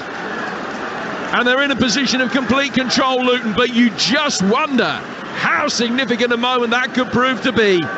Patterson, alive to the fact he was going to get pressed, side-footed it outside the penalty area. Clark ran onto it. He had all the time in the world to take a couple of touches, fire it towards goal, but he went first time and he put it way wide. Just contrast the two teams and their kickoffs. Luton take kickoff, play it back to the goalkeeper, launch it forward, launch it into the opposition half. Sunderland try and play. Within 30 seconds, the goalkeeper gives the ball away. He's racing across his goal. And actually, I've got a bit of sympathy for Jordan Clark because the goalkeeper was racing across quickly. So it made the target a little bit smaller. But even so, he has to ask a question of the goalkeeper. He has to hit the target. Within 30 seconds, it could have been 3. That's the former Ireland international Matt Holland, captain of a side that won these championship playoffs back in the day. Now Sunderland, after that let-off, have the first corner of the second half. Pat Roberts will take it over on the Sunderland right-hand side. 09 is forward. Jordan Clark stands on the edge of the penalty area. He's unmarked. Osho is watching the movement of Hume. The corner is worked short. Inside the penalty area, still they go. Ahmad trying to trick his way through. And he gets another corner out of it. Well, again, having to be inventive from set pieces. Sunderland can't just launch it into the box. They know that Luton, more than likely, are going to win the first header and clear the danger. So doing something different, playing the short one. Will Roberts take a more direct route this time? He does. A little flick header from Ahmad, and it almost hits the scoreboard above the goal at that end of the ground. Out of play for a goal kick. So Luton, Horvath in goal, Osho, Lockyer and Bell, Drama, Clark, Nakamba, Roddick and Panzu and Doughty, Morris and Adebayo up front. Sunderland, Patterson in goal, Hume, 09 and Gooch, Roberts, Ekwa, Neal and Clark, Ahmad and Pritchard and Gelhardt. The benches, nobody's been on yet. Potts, Berry, Burke, Campbell, Onyedinma, Taylor and Shea. There's Drama bringing it forward for Luton, right-hand side of the penalty area. It hits 09 in the face. It's still hooked back in. Overhead kick attempt from Adebayo. Didn't get hold of it at all. And it's slammed clear by the Sunderland back line and by Trey Hume. The Sunderland bench, Huggins, Barr, Lehaji, Mishu, Alais, Anderson and Bass. Carlton Morris, 09's got his hands all over the back of his shirt. Referee says play on. And Panzu couldn't turn inside the box. It's cleared by Pritchard. And towards the Sunderland right-hand side. Always had the feel of a game in which the first goal was likely to be crucial. The next goal clearly is going to be crucial. If Luton score it, can't put up a case for Sunderland fighting back. If Sunderland score it, it really opens up again. Jack Clark with a shot here, which is on target. And there haven't been too many of those from Sunderland, but it was a low skidder. Horvath can shuffle across his line, get his hands down, make a comfortable save. And with 4 minutes into the second half on Talksport, 2-0 on the night and 3-2 Luton on aggregate. What a lively start to the second half. Both sides going at it 100 miles an hour. Wasn't the greatest effort from Jack Clark, bobbled into the goalkeeper's hands, but it's a save to make, and the first one he's had to make all night. Well defended by 09, who was in there strongly. And just stopped Cody Drama getting his foot to the ball. Goes out of play for a goal kick to Sunderland. In 36 years, only 11 teams have failed to reach the championship playoff final when they've won the first leg. The last was a game that you and I saw together, Bournemouth against Brentford back in 2021, where Bournemouth won the first leg and then got caught cold by a Brentford Storm in the second leg at the G-Tech. 2 years on, Sunderland going the same way. Luton picking it up in the midfield. Drama's got it. And he has an opportunity to try and run at Lyndon Gooch. He chops it back onto his right foot. Osho will fire it in. It's headed away. And it comes down towards Ahmad. Ahmad trying to turn it forward. Osho covered a huge amount of ground very quickly to come back and win that back. And then Lockyer, the scorer of the second goal, pumps a high, long diagonal forward. Sunderland repel that from the edge of their penalty area. And now we'll be able to drift forward down the right-hand side with Pat Roberts. Roberts through the midfield for Dan Neal. Neil's got Gelhardt ahead of him. He's got Jack Clark as well. It's into the feet of Gelhardt. Good return ball towards Neil. Well read by Jordan Clark. Neil will try and take it on a touch, but Lockyer knocks it away. Equa turns in the midfield, nods it down for Roberts. Back it goes from him to O'Nien. Hume. And now play back out towards Pat Roberts again. The former Manchester City and Celtic man in possession. And towards Ahmad. Ahmad closed down very quickly. It was well defended there by Doughty. Gets it away and forces Sunderland to regroup inside their own half, man. Yeah, they've won a lot of second balls at the start of the second half. Luton in the middle of the pitch. Been really quick to snap at Sunderland in the middle. And they've won it again. Paddy Rudder-Kampanzu, who's making his 366th appearance for Luton tonight. That's just a little bit too much on that. Carlton Morris was the target. It's watched over the line and out of play for a goal kick, which Sunderland will take. 2-0 down on the night, 3-2 down on aggregate. So winning the first leg at the weekend. Winners of this take on the winners of Middlesbrough Coventry. Second leg of that one is live tomorrow. And a reminder, it's on Talksport 2 tomorrow night. The build-up starting at 7 ahead of Manchester City against Real Madrid. And then we've got the 2 games live. Man City, Real Madrid on Talksport tomorrow, kicking off at 8. Middlesbrough Coventry kicking off at 8 on Talksport 2 tomorrow evening. And we've got 3 games for you on Thursday, details of which I'll give you in a few minutes' time. As another opportunity for Roberts to bring it forward down the Sunderland right. It's quite scrappy. There's a feisty edge to it as well. Ball never staying in play for long as both sides just try and make ground a series of drives really to make headway into opposition territory, but there's a frenetic pace about it. Yeah, there is. There's a lot of tackles flying in, and the referee has been really lenient. He's let a lot go, Simon Hooper. The tackles are flying in, particularly in midfield, but he's let a lot go. Here's the Sunderland captain, Lyndon Gooch. Gooch, who's also in his 4th playoff campaign with Sunderland in the last 5 seasons. He's won 5 of his 8 playoff games as a Black Cat. 09 turned down towards Gooch again. And the American international, who's not too far short of 250 games for the club, gets to the byline, gets his left-footed cross in. Just in time, Gelhardt going up for it, beaten in the air. Loose ball picked up edge of the penalty area by Dan Neal. Pritchard tried to play it back to him, but he couldn't get into a shooting position. Jordan Clark plays it away, runs into Equa, no foul. Ball goes all the way through for Patterson, and he's very quickly tapped it back into Luton territory for Clark. Jack Clark trying to find a way through. Jordan Clark stuck out of foot. Carlton Morris was going shoulder to shoulder, and between the pair of them they fouled him, and it's a free kick which will be taken by Sunderland 15 yards outside the Luton box. Just listen to the crowd, you can just sense this is a really important passage of play. Carlton Morris is having to do a bit of defensive work as well. It was almost a 4-5-1 there, for 5-4-1 should I say, but he's dropping back into midfield and doing the defensive work. He just pulled the shirt of the Sunderland man. It was definitely a foul, but they don't throw it in the box, they play it short. They're trying to play around the back, trying to get the ball into the feet of Pritchard and Ahmad. Equa playing it forward. He gets a second bite of the cherry as it becomes a 50-50 in the midfield. Doughty turns that forward. Night falling here in Bedfordshire now. Sunderland having to make sure the lights don't go out on there. Hopes of a return to the Premier League. Patterson inside his own penalty area. They played right through the box in the face of the press. Gooch turning, trying to get away from Dranner, who's I beg your pardon, it's tackled him cleanly and whips the crowd up as he tried to get into a position to drive it inside the penalty area. That's blocked and goes out of play for a Luton throw. 2-0 to Rob Edwards' man. Well, that sort of energy and commitment is exactly what the crowd feed off.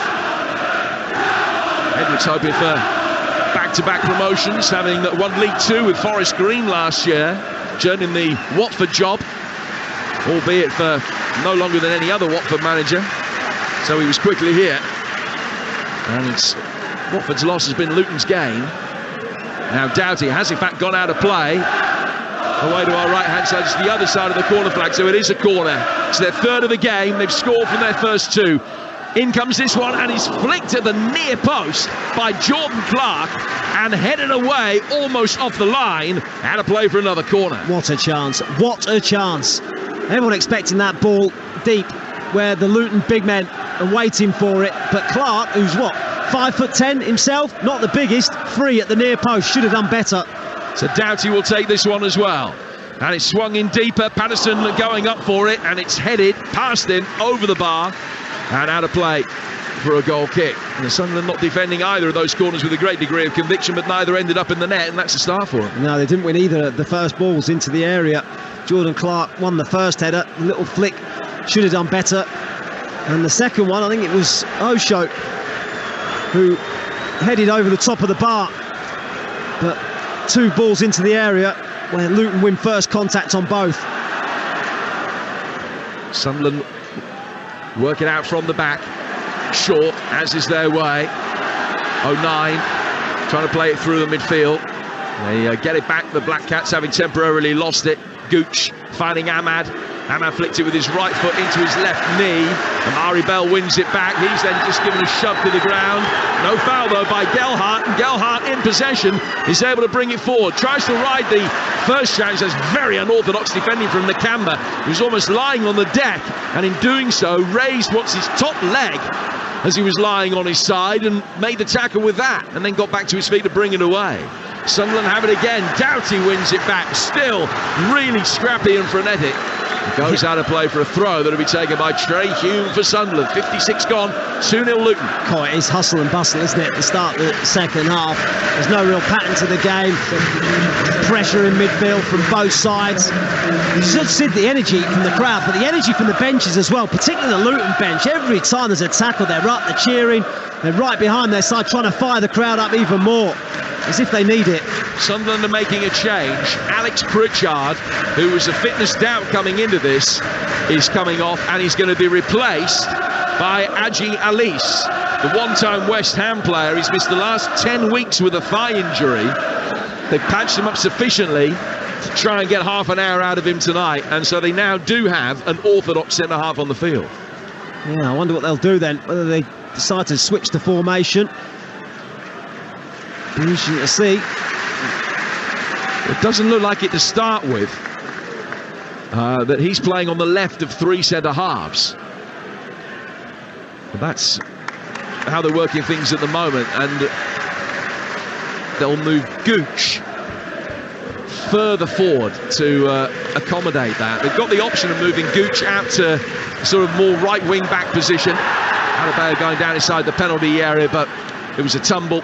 No appeals from him. It should be a penalty, although half of the Kenilworth stand went up for it.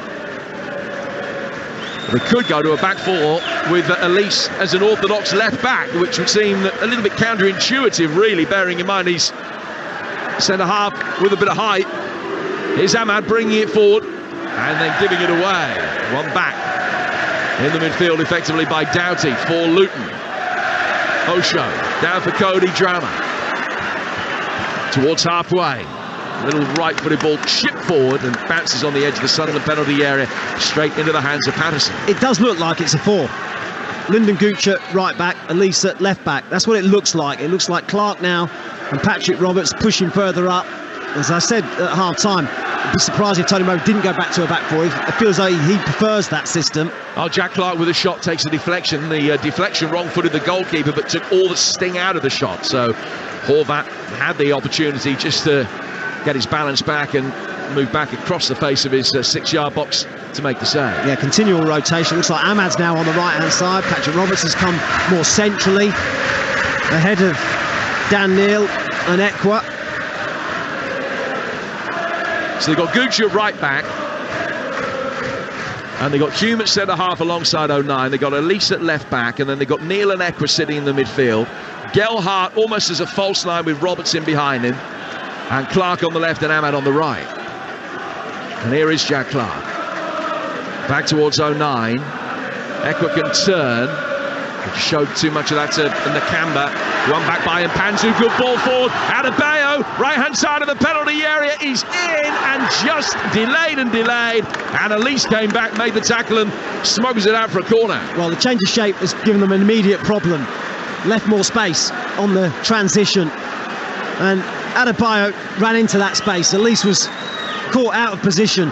Did brilliantly, actually, to get back and make the challenge. A clean challenge. He won the ball. Simon Hooper immediately pointing to the ball to say that's what he won. And he did. Really good tackle but there's a lot of space for Adebayo to run to. Just delayed his effort on goal. He scored at Sunderland on Saturday. It was his first in 11. He's scored 10 goals this season, and not nearly as prolific as he was last season. But Luton have another corner. Scored from the first two, caused problems from the two they've had in this half so far. And it's going to be another left-footed in-swinger from Doughty, headed away at the near post. Really good defensive header coming in from Roberts, and steers it past his own far post, and now to play for another corner. Anthony Patterson, the goalkeeper, was scrambling across his goal as well.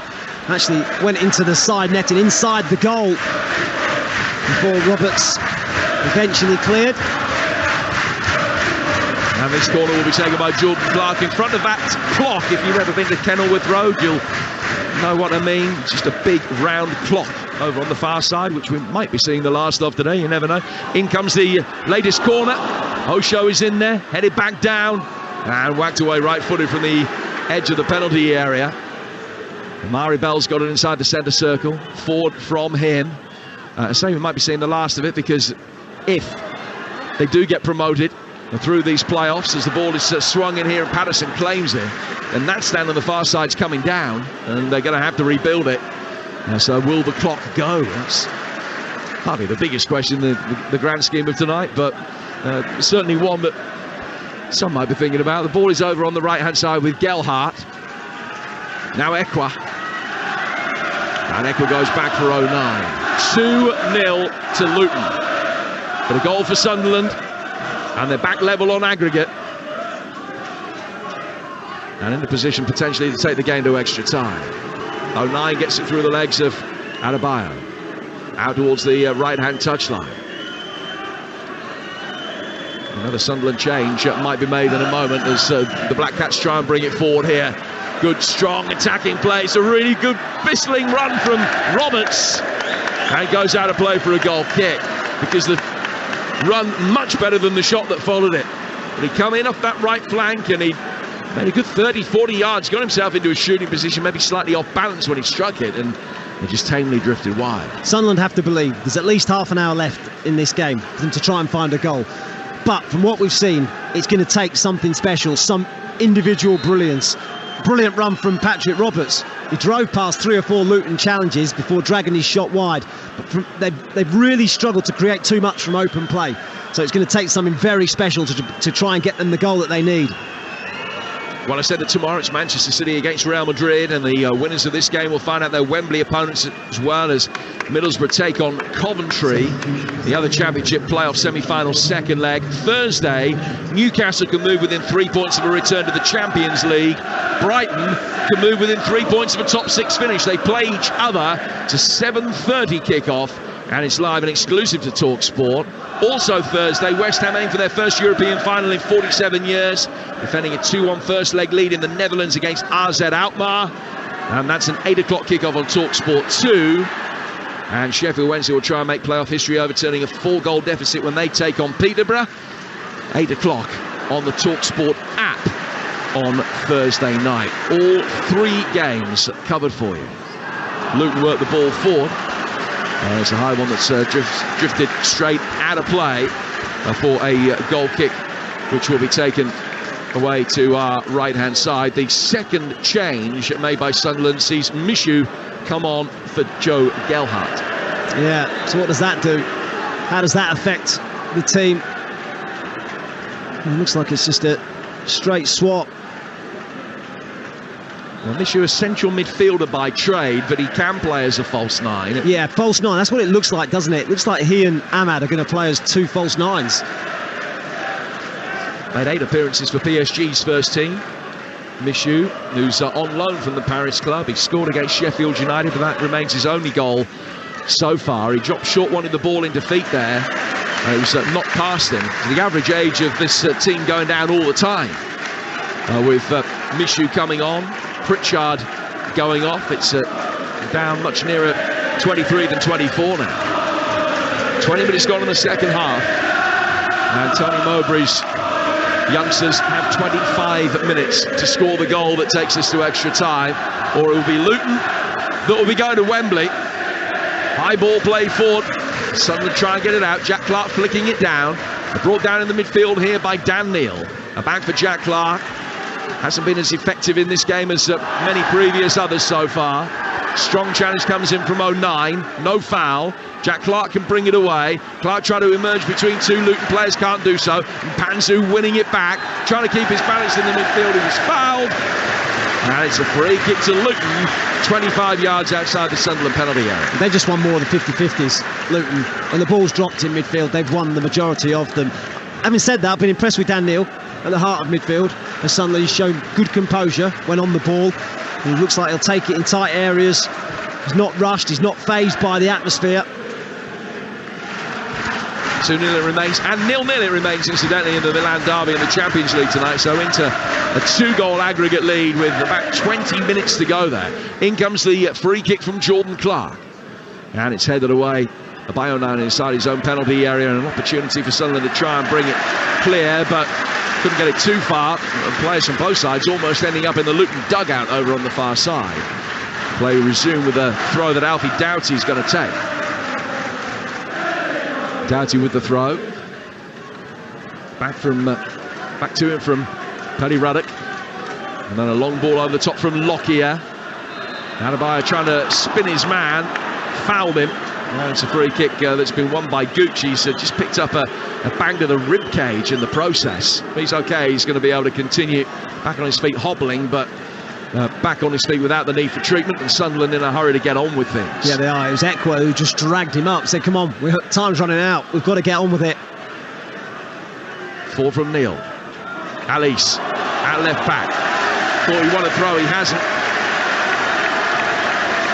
And he's very angry, just keeps his emotions in check. And drops the ball on the touchline for a throw that Gabe Osho is going to take. And Osho's appearance in a playoff final will be the 100th game of his career if Luton make it. He's thrown it forward now at the right-hand touchline. Brought back down at the back by Elise for Sunderland. Gooch having to chest it down, and he did chest it down rather than use his arm. Just wanted a little bit too much time as Ruddock and Panzu put him under pressure. And the ball is cleared, it goes out of play for another throw, and this one will be taken by Elise on the Sunderland left-hand side. We're midway through the second half, 2-0 to Luton. Yeah, there's real appreciation from the Luton supporters for the effort of their side. As I said, every time the ball's loose, you feel as though it's a Luton shirt that's going to win it. And it was Doughty this time, closing down a couple of times to win a big challenge inside Sunderland's half. Now, a mistake there by Osho, but not with a capital M, as he just miscontrolled a ball that was played through. And he had two Sunderland players converging on him. He was able to rectify matters quickly enough, get it back to his goalkeeper. Ball goes out of play for a Sunderland throw deep in their right back position. And Lockyer waves everybody forward and tells them to push them in and try and condense play down in that Sunderland right back area and stop them being able to get out. And Paddy Ruddock and Panzu and Alfie Doughty have gone across to do exactly that. Still, they haven't taken the throw because there are no immediate options for Gooch here. Now he just drops it short of the feet of Roberts. It goes back to Gooch. It's deflected on its way out. Ekwa heads it away, not effectively on the edge of his own penalty area. And Luton will be able to pick it up again. Doughty cleverly working it down towards the dead ball line. Ruddock and Panzu's there. Back for Doughty again. Doughty's got support behind him in the form of Amari Bell. Bell rolling the studs of his left boot over the top of the ball, then turns and goes back for Lockyer. Lockyer thought about going to Osho. He could see that the pressure was coming, so he's gone back for his goalkeeper instead, and Ethan Horvath smacks it forward long again. Looking for Carlton Morris, who will get there on the left-hand side of the penalty area. Gooch dispossesses him and then does well to flick it off Morris and out of play for a Sunderland throw. So strong, Carlton Morris just rolls Lyndon Gooch so easily. And as far as Luton are concerned, the ball's in the right area of the pitch. It's in Sunderland's own final third, and it's been there for quite some time. Carlton Morris, a player who has scored a winning goal in a playoff semi-final second leg in the past. It was back in his Shrewsbury days. A few on the Luton side have playoff experience. Most of the Sunderland team do, of course, as well. This bears much more resemblance to the Sunderland side that played in the playoffs last season to the Luton side playing in the the Luton side that played in the playoffs last year, 12 months ago. It's been a side that's been broadly rebuilt in the last 12 months here. Crowd here tonight, incidentally, at the Kenny is 10,013, with just over 1,000 of those, 1,036 coming from Sunderland. Here's Neil playing it forward. Mishu couldn't get it into his stride, and it's going to be cleared easily enough. Down towards the Sunderland right for Cody Drammer, and then will be knocked away from the edge of his own penalty area by Osho. Headed down through the midfield. Sunderland win it back. Ekwa. Adebayo is still down. And still down. It's up to Sunderland to play on, or the referee to stop it. Mishu down towards Elise. Adebayo is now back on his feet. It's okay. Elise back for Mishu. Neil rolling it through the centre circle. More action on the Sunderland bench over on the far touchline, and I think there'll be further shuffling of the pack from Tony Mowbray and Mark Venus in a moment. Roberts has got it. Trying to bulldoze his way through single-handedly again. We've seen him try that on a couple of occasions. Didn't come off for him. Luton will break quickly. It's Morris on the left-hand side of the penalty area. Checks back inside. Can't find a teammate though. Aqua sorted that, did really well. And then the two of them with the ball between the feet of Morris and just get involved. Morris got back to his feet, still in possession, which was almost a master stroke. He tries to win a corner, ends up conceding the throw. It's well defended by Pierre. Yeah, it was well defended. Sunderland just had a period of possession, but everything is in front of Luton. They've not once tested them in behind. Everybody wants to come to feet, everyone wants the ball to feet. Nobody wants to spin in behind that Luton defence and use their pace to do so.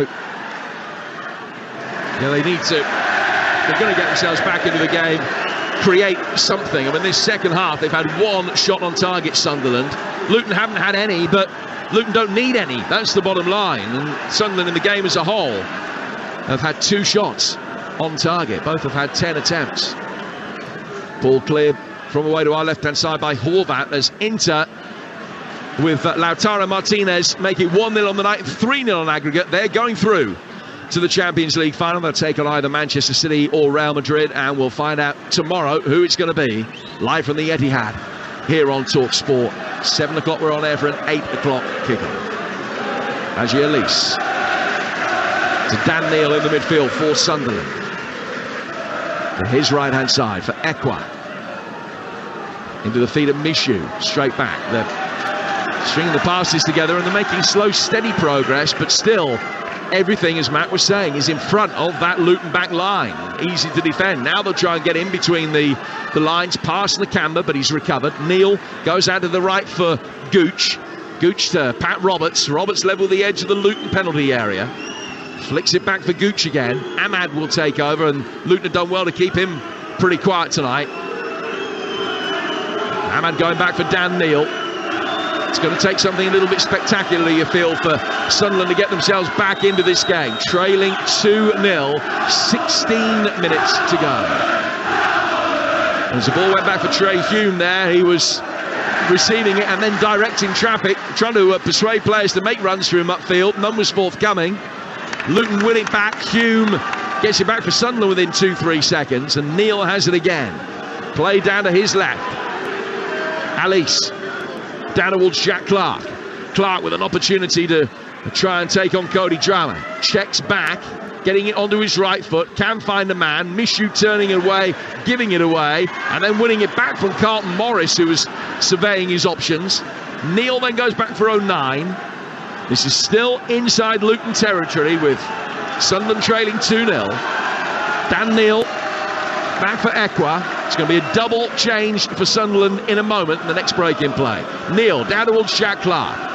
Clark winning a free kick on the edge of the penalty area. Drama committed himself, and it's a free kick dead level with the edge of the box and midway between the left-hand touchline and the left-hand side of the penalty area. Well, it's good football from Sunderland. Good period of possession, easy on the eye, but lacking threat. Luton, everybody behind the ball, everybody in good shape, almost inviting Sunderland to deliver the ball into the box. Sunderland very neat and tidy from set pieces. Remember, they scored what turned out to be the winning goal on the day at the weekend with a clever movement from Hume, who got in between Morris and Osho to head in. Past two much taller men. Jack Clark standing over this, right-footed, low delivery that was poor. Hit the nearest Luton player. I think it was Nakamba, maybe Drama, that it came off. Goes back out towards the right. Ahmad out towards Roberts. Roberts checking back for Ahmad again. Ahmad taking it on, trying to glide inside the area, fell over, and then Carlton Morris is going to be able to get it away, and in getting it away just hammers it 60 yards upfield. But Luton, led by Lockyer, will be able to push out from the back and condense play in midfield, to the extent that Nakamba leading the press. When Hume gets the ball, Hume's forced to go all the way back for his goalkeeper again, and Luton have got out towards halfway. Yeah, but we're at a point in the game now when actually Luton are sitting back. They know that this scoreline gets them to Wembley.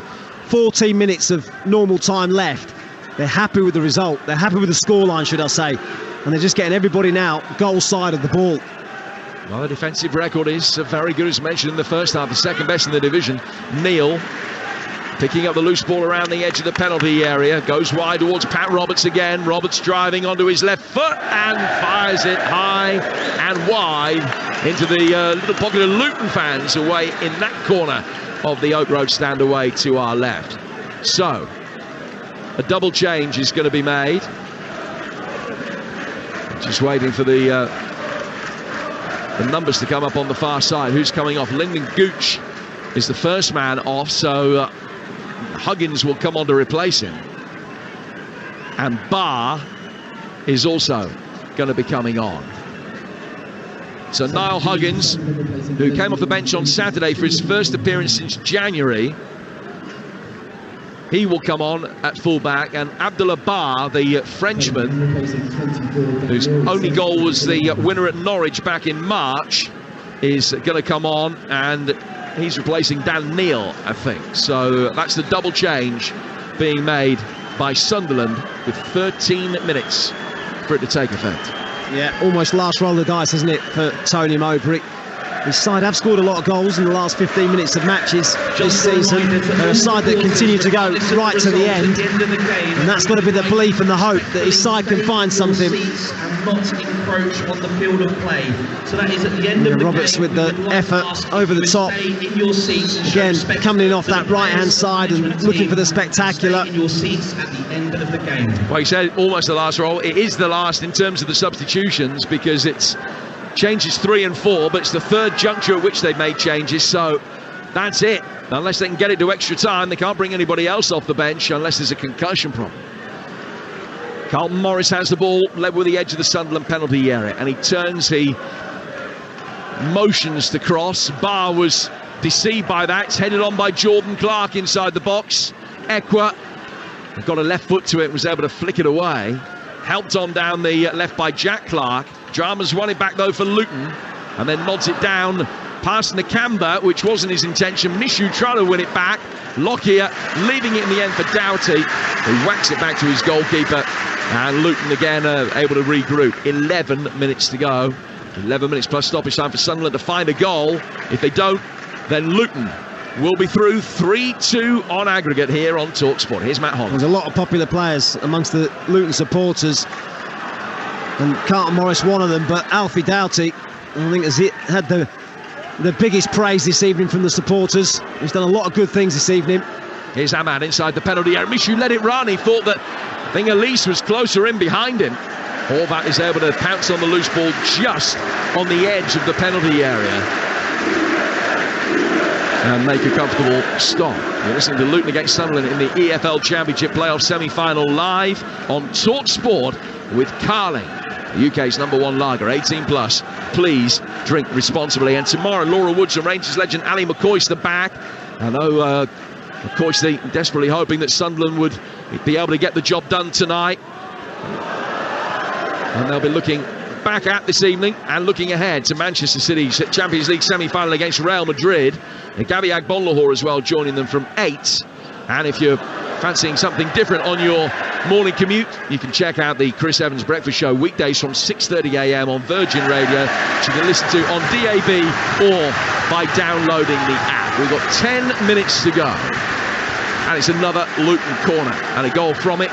and they'll be at Wembley. Yeah, one more goal for Luton, and that's job done. They're almost there. They can sense it, they can smell it, but they're not over the line just yet. Corner is taken short into the feet of Alfie Doughty, who takes it on inside the penalty area, rolling it back for Adebayo, and he's on the turn, fired it over the bar. That's a good chance. Sunderland switching off, not expecting the short one, just expecting Luton to bomb it into the box, but they do take the short one. And again, Alfie Doughty, really clever, picks out Adebayo brilliantly, about 12 yards out. Yes, slightly behind him, but really should be hitting the target. Now here's Barr, it's a lovely turn by Abdullah Barr in the midfield, getting round the press, but then Elise had to throw himself into a challenge. He did win it cleanly, fired the ball forward, it hit Barr, he couldn't control it, and Carlton Morris wins it back, forward from him to Adebayo.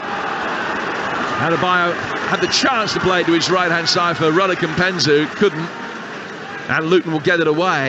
It's 2-0 Luton, 9 to go, 3-2 to Luton on aggregate over the two legs. It's Cody Drama, hence another high ball, sky towards the edge of the Sunderland penalty area. Flick on from Hume is fielded by Patterson before it goes over the line and out of play for a corner. Ekwa down for Elise. Elise to the halfway line for Jack Clark. Clark retraces his steps back inside his own half, goes forward towards Barr. Luton at a stage of the game where the fans are singing them home now. Forward into the feet of Mishu. Mishu inside the centre circle. One Sunderland goal and the whole complexion of the night changes. Not irrevocably, it would take it to extra time, but they need a goal, Sunderland. Jordan Clark, forward out towards the Luton left-hand side for Amari Bell. Bell taking it down towards the corner flag, didn't get too far. Strong challenge comes in on him. Hume conceding the throw. What's left in the tank for these players? It's been a long season, 46 championship matches, a playoff semi-final, first leg, 82 minutes of a second leg, and everything rests on this last 8 minutes. So Jordan Clark is coming off here for Luton, who are belatedly making their first change, and it is Campbell that comes on. We're expecting actually that might be a change that they were going to make to the starting lineup tonight. Alan Campbell, the one-time Scottish international, who played in the Scottish Cup final in his Motherwell days, but he has come on, and there's just a straight swap in the midfield. Campbell for Clark. 7 to go, 2-0 Luton. Ball out of play for a throw, taken down towards the corner flag. Adebayo. It's a couple of players snapping at his heels. He wins another throw. That'll do nicely from a Luton perspective. They just want to keep the ball down there, under control, in an area where Sunderland can't hurt them. But with Talksport, 2-0 lead. Seemed largely comfortable. Osho on 11, Lockyer on 43, both from corners. Carlton Morris back inside the penalty area. Sunderland can bring it away again. And find a little bit of space in the midfield for Mishu. Mishu travelling in possession. Oh, did brilliantly. Wrote 3 challenges. Got away from Campbell. Able to feed it forward. Ahmad making his way forward. Down towards Barr. Bottom left-hand corner of the penalty area. Great turn from him. Gets the better of Drama. Flashes it in. Half cleared. Out towards Ekwa. Neither he nor Nakamba reacted to where the ball was going to bounce in the midfield. It was Ruddock and Penzo, I beg your pardon. And neither reacted, and that allowed Ekwa the opportunity to recycle it and win it back. Sunderland bring it forward again, and the 1,000 supporters at that end of the ground will them on. Alice into the feet of Clark. Clark going down, no foul. Back on his feet to find Alice. Mishu trying to take it on. Clark can take it on. Can't find a way past Drama. Just heads down, running at defenders at times from Sunderland with no particular guile about it, just trying to bulldoze their way through inside the penalty area. And he goes out of play for a throw that'll be taken on the Sunderland left with 6 to go. But a little glimpse there that it's not over, that they do still carry some sort of threat, Sunderland, on the counter. That quick break, the substitutions, that fresh energy, there is still hope. Elise takes the throw into the feet of Mishu, tried to pass it back to him and played it behind him, and it goes out of play for a Luton throw, which Ekwa retrieves the ball and gives it to Barr to hand to Drama so that it doesn't end up in the crowd to see more seconds wasted. But we are into the final 5 minutes now of normal time. Barr hooking the ball forward. Jack Clark will chase it. Lockyer heads it away. Drama heads it further forward. Then the boot was raised unfairly by Mishu, and Campbell's won a free kick.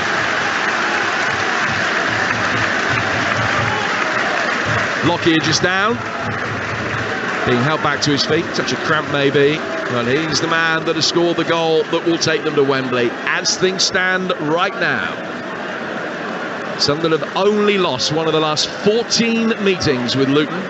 Paul Furlong scored twice in the League Cup tie here back in 2007. Black Cats' last league win here won them the championship title under Roy Keane. At the moment, they just need one goal, a 2-1 defeat here in 90 minutes.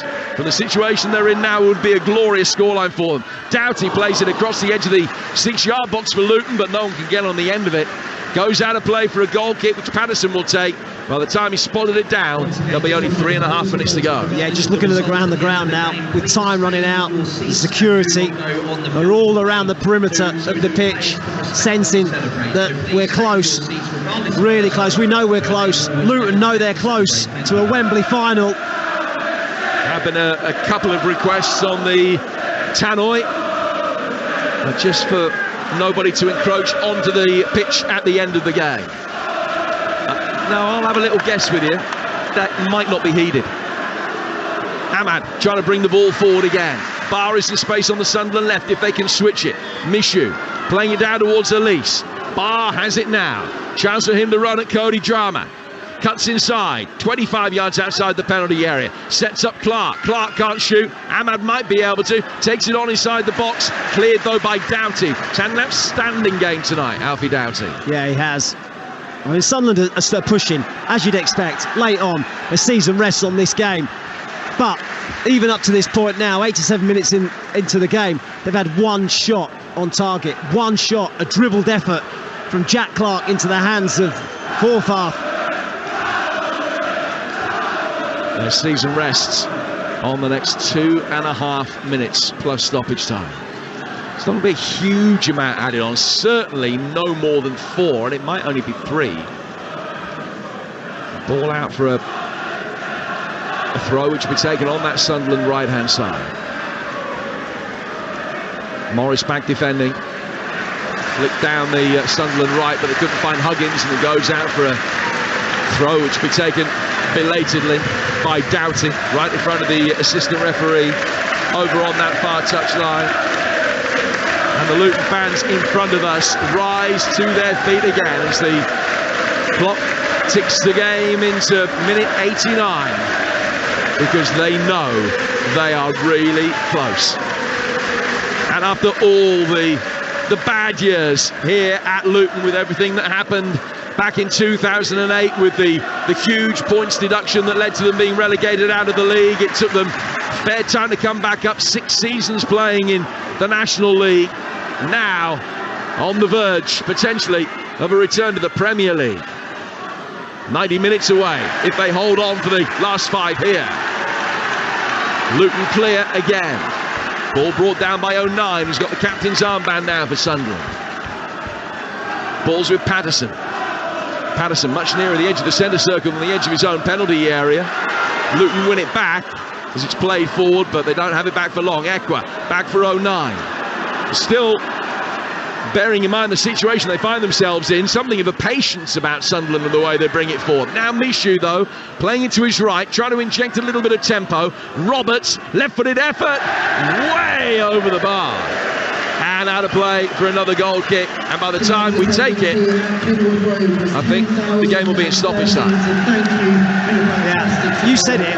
Really patient build-up from Sunderland, and it is patient, but it has to be patient. They can't just throw the ball in the box, and it's exactly what Luton want, for them to hit it long. They'll win that first ball and they'll pick up the pieces. So they can't do that. They have to continue playing this way. They're doing their best. They have really pushed hard in this last 10-15 minutes or so. They've had a lot of the ball, and they've restricted Luton to I mean, Luton have sat back, in all fairness, as the games and the minutes are ticking away. They've sat deeper and deeper, invite and let Sunderland have it in front of them. And that, unfortunately, has been a big problem for Sunderland tonight. Everything has been in front of Luton's defence, nothing in behind. Luton are in front of Sunderland. 3-2 on aggregate as we go into 4 added minutes. We're in them now. And an opportunity for Sunderland to bring the ball forward. Ahmad out towards that far touchline. Sunderland have to score in the next 4 minutes. Pat Roberts. Luton doing well, but more defending for them to do. Clark wriggling. And Rudder Kampanzu can clear. Brought down by 09 inside the centre circle. Couldn't get the ball cleanly from between his feet for a moment, but he can recycle it out towards Niall Huggins on the Sunderland right-hand side. Another opportunity for Ahmad to ride the challenges. Played in towards Mishu. Mishu going down, no foul. And then it's cleared before it gets to Ekwa. And Sunderland will pick it up again, but they're inside their own half. 09 square to his goalkeeper. Patterson will bring it forward, taps it into the feet of Ekwa. Ekwa down towards Barr turning. There's a real urgency about Sunderland, but as Matt was saying, they know they can't sacrifice their principles. There's no point, it just won't work. They've got to keep playing the same way, but they've only got 2.5 minutes now to find this goal. Credit to Sunderland, because they have played some good stuff tonight, but they've just lacked that clinical edge up front. Luton are tired. They're scrapping, they're fighting for every loose ball, but they look a tired team. Luton win it back, but they've given a free kick away in the process, which will be taken 7 yards inside the Sunderland half. And it'll be launched forward with 2 minutes of stoppage time to go. I don't think it will. I think they'll have to play. They won't launch it forward. They're going to play short, surely, and they have done. Yeah, Clark back for 09. You're absolutely right. 09 out to the right for Diallo. And Ahmad picking it up, taking it towards halfway into or through to the Champions League final. They've beaten Milan over on Talksport 2-1-0 on the night, 3-0 on aggregate. Sunderland bringing it forward again. It's Huggins. His touch was heavy, and as he pulled it back in the nick of time, he managed to flick it off a Luton player and out for a Sunderland corner. And it could be distilled as simply as this, that the whole season for Sunderland depends on this. Patterson has made his way forward.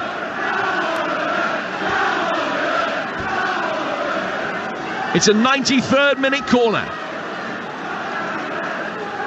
2 on the edge of the D, 8 in the penalty area. Swung in, left-footed, high towards the far post and headed away brilliantly by one of the Luton Town defenders. And then cleared up the line, and there's nobody back. It's 3 against 1. Cody Drama. And he rolls it towards goal and he's missed. He's put it wide. He had 2 options to his left. I mean, Patterson was still 70 yards away from his own penalty area. Drama could have walked the ball into the net, but he went for goal and he side-footed it wide into the side netting. It's utterly inexplicable. And there is still 40 seconds to go for Sunderland to punish that. And that's a monumental let-off for them. Alice is now forward. It's headed down. One back by Nakamba. Cleared by Amari Bell. Headed back by 09. Down towards Trejeu. Ahmad on the right-hand touchline. Wins the throw. He should be all over. But Sunderland have still got the merest hint of a lifeline. I'm still rubbing my eyes. I can't quite believe what I've seen. Patterson was, like, as you quite rightly say, 80 yards from goal, even further. It was 3 versus 1. He had so many options. Pass it to a teammate, roll it into the empty net. He just dribbled it wide. Sunderland come again. Forward with Mishu. Mishu out to the right-hand side of the penalty area. It's stood up very deep, but into the hands of Ethan Horvath. The 4 minutes are up. Oh, there's been Lockyer has pushed Alice over inside the penalty area, and the referee is going to try and calm things down there. There's a yellow card for Alice for his part in that. Is Lockyer going to get booked as well? Doesn't look as though that is the case.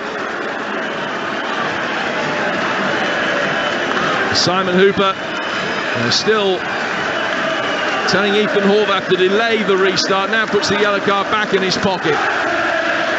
The Luton fans are singing at Wembley. The Luton players have big beaming grins on their face, because when Ethan Horvath takes this goal kick, I think the full-time whistle will go. Horvath smacks it upfield. Referee happy for a few more seconds yet. Headed on, out of play for a Sunderland throw on the left-hand touchline. O'Nine's going to take it. He's got no options. Gets the ball back, hooks it forward. That's it. Luton are at Wembley. They are in the playoff final, and it goes off in the midfield between Lockyer and Elise again, and players from both sides go and try and calm them down. Fans from Luton Town have run onto the pitch, not many of them in all honesty, to celebrate the moment. Some of the players in orange engulfed by their supporters, delighted with what they've seen. Still finger wagging going on now between Nakamba and Elise in there, and some of the Luton fans are coming and are taunting Sunderland players, who will do well to try and get off down the tunnel as best they can.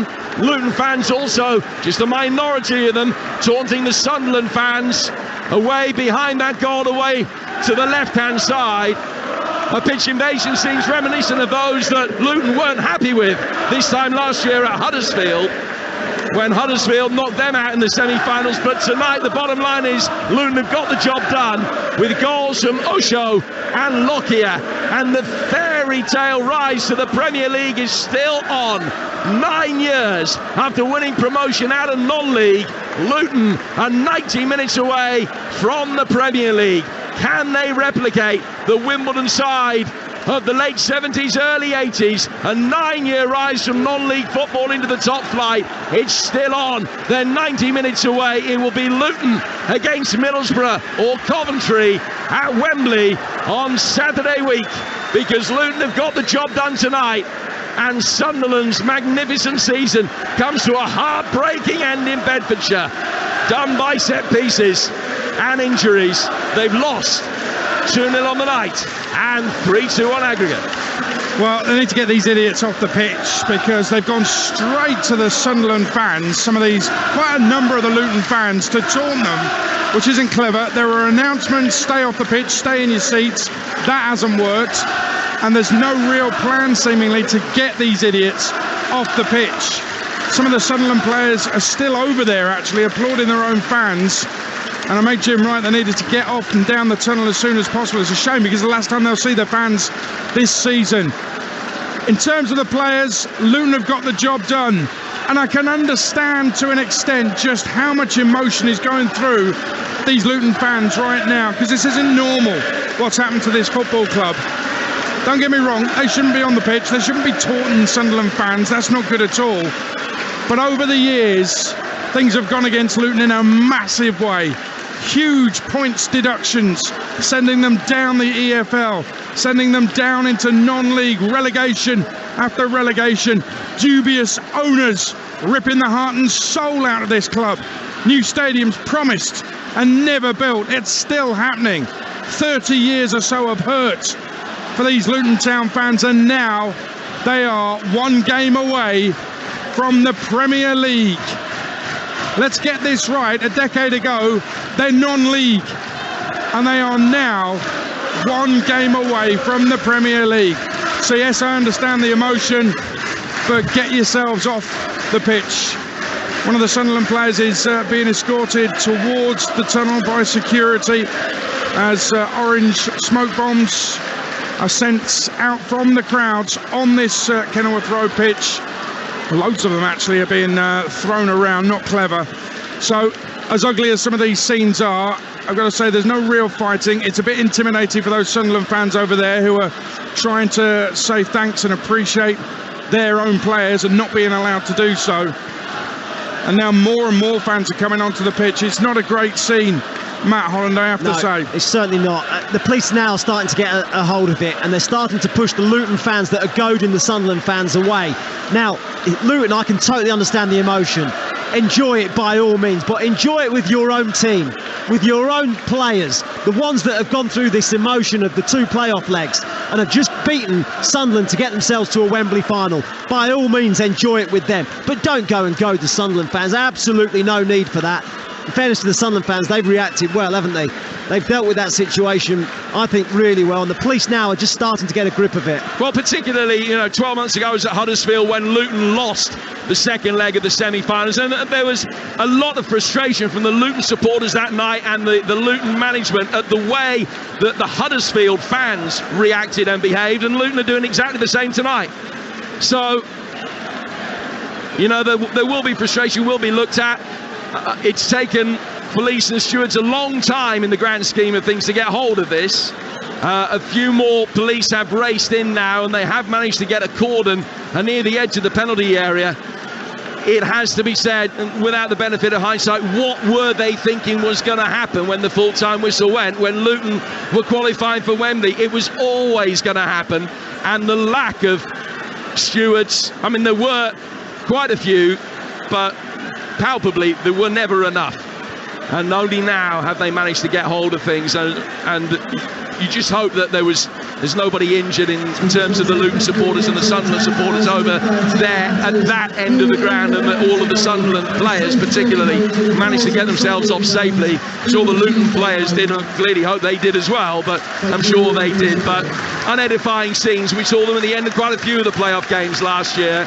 These second legs are highly charged affairs, and that was a disappointing end, an understandable end with the outpouring of emotion, of course, but nevertheless a disappointing end in some manner, and smoke bombs getting thrown about from Luton fans into the melee of Luton supporters out on the pitch as well. Yeah, it's almost like anything goes, but you're right, Jim, stewards and police have got a handle on it. There is now a cordon across the pitch separating the Luton fans from the penalty area, really, that leads in front of the Sunderland fans, who are still in their pen behind that goal, but not great at all. And you're right to ask the question, what did anyone expect, especially with Luton from the very off tonight? As soon as they came out for the warm-up, the players, and again, understandably, they were whipping up the atmosphere. They needed that atmosphere as well. They needed it.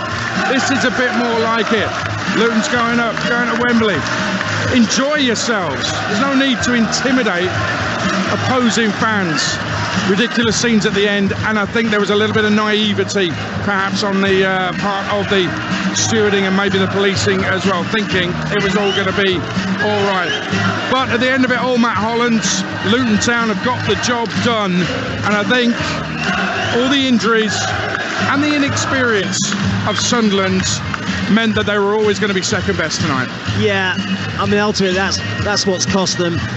They gate crashed the playoffs in many ways. They got there on the last day, real drama on the last day of the championship to get themselves into the playoffs, unable to gate crash the Wembley final, and unfortunately their physicality has let them down, because Luton have scored 3 goals over the course of the 2 legs, all from set pieces, and that's been the big issue for Sunderland over the 2 games. They haven't been able to deal with the physicality of Luton. Played some nice football, they played some inventive, positive football. Tonight they lacked a real edge in the final third, so that was a problem for them, but the physicality ultimately has done them. Well, fans still dancing around on the pitch. There is separation between those dancing Luton fans and the Sunderland fans. That's a good thing. They've finally got the houses in order. But listen, it's been quite the occasion tonight. One thing I admire about Sunderland is they carried on playing their football, but it was such a physical mismatch. And Luton are there at Wembley. They will meet either Middlesbrough or Coventry in the final. And let me just reiterate what that means. A decade from non-league to Premier League. What an achievement, Matt Holland, that would be for Luton Town Football Club after all that's happened to them. Absolutely incredible. A meteoric rise from non-league to the verge of the Premier League. They're not there yet. They've still got a job to do. They've got Middlesbrough or Coventry waiting for them at Wembley for that place in the Premier League next season. And then, if that happens, then there's a lot of work to be done here at Kenilworth Road to get themselves ready for it. But Now it's better. The atmosphere now is a party atmosphere. The Luton fans are all congregated in front of us, dancing on the pitch and enjoying themselves. That's the way it should be. You should be enjoying this moment because it's been a brilliant run from them. Third in the Championship this season, and now in a Wembley playoff final and on the verge of the Premier League. Sure, enjoy it, and they are doing. They are singing the Nakamba song as well for their midfielder on loan from Aston Villa. And it's all been achieved by a man who started the season managing Luton's arch rivals, Watford's. As Jim said in commentary, well, Watford's loss is Luton's gain. Matt, Jim, thank you very much. Tomorrow night it's Man City, Real Madrid.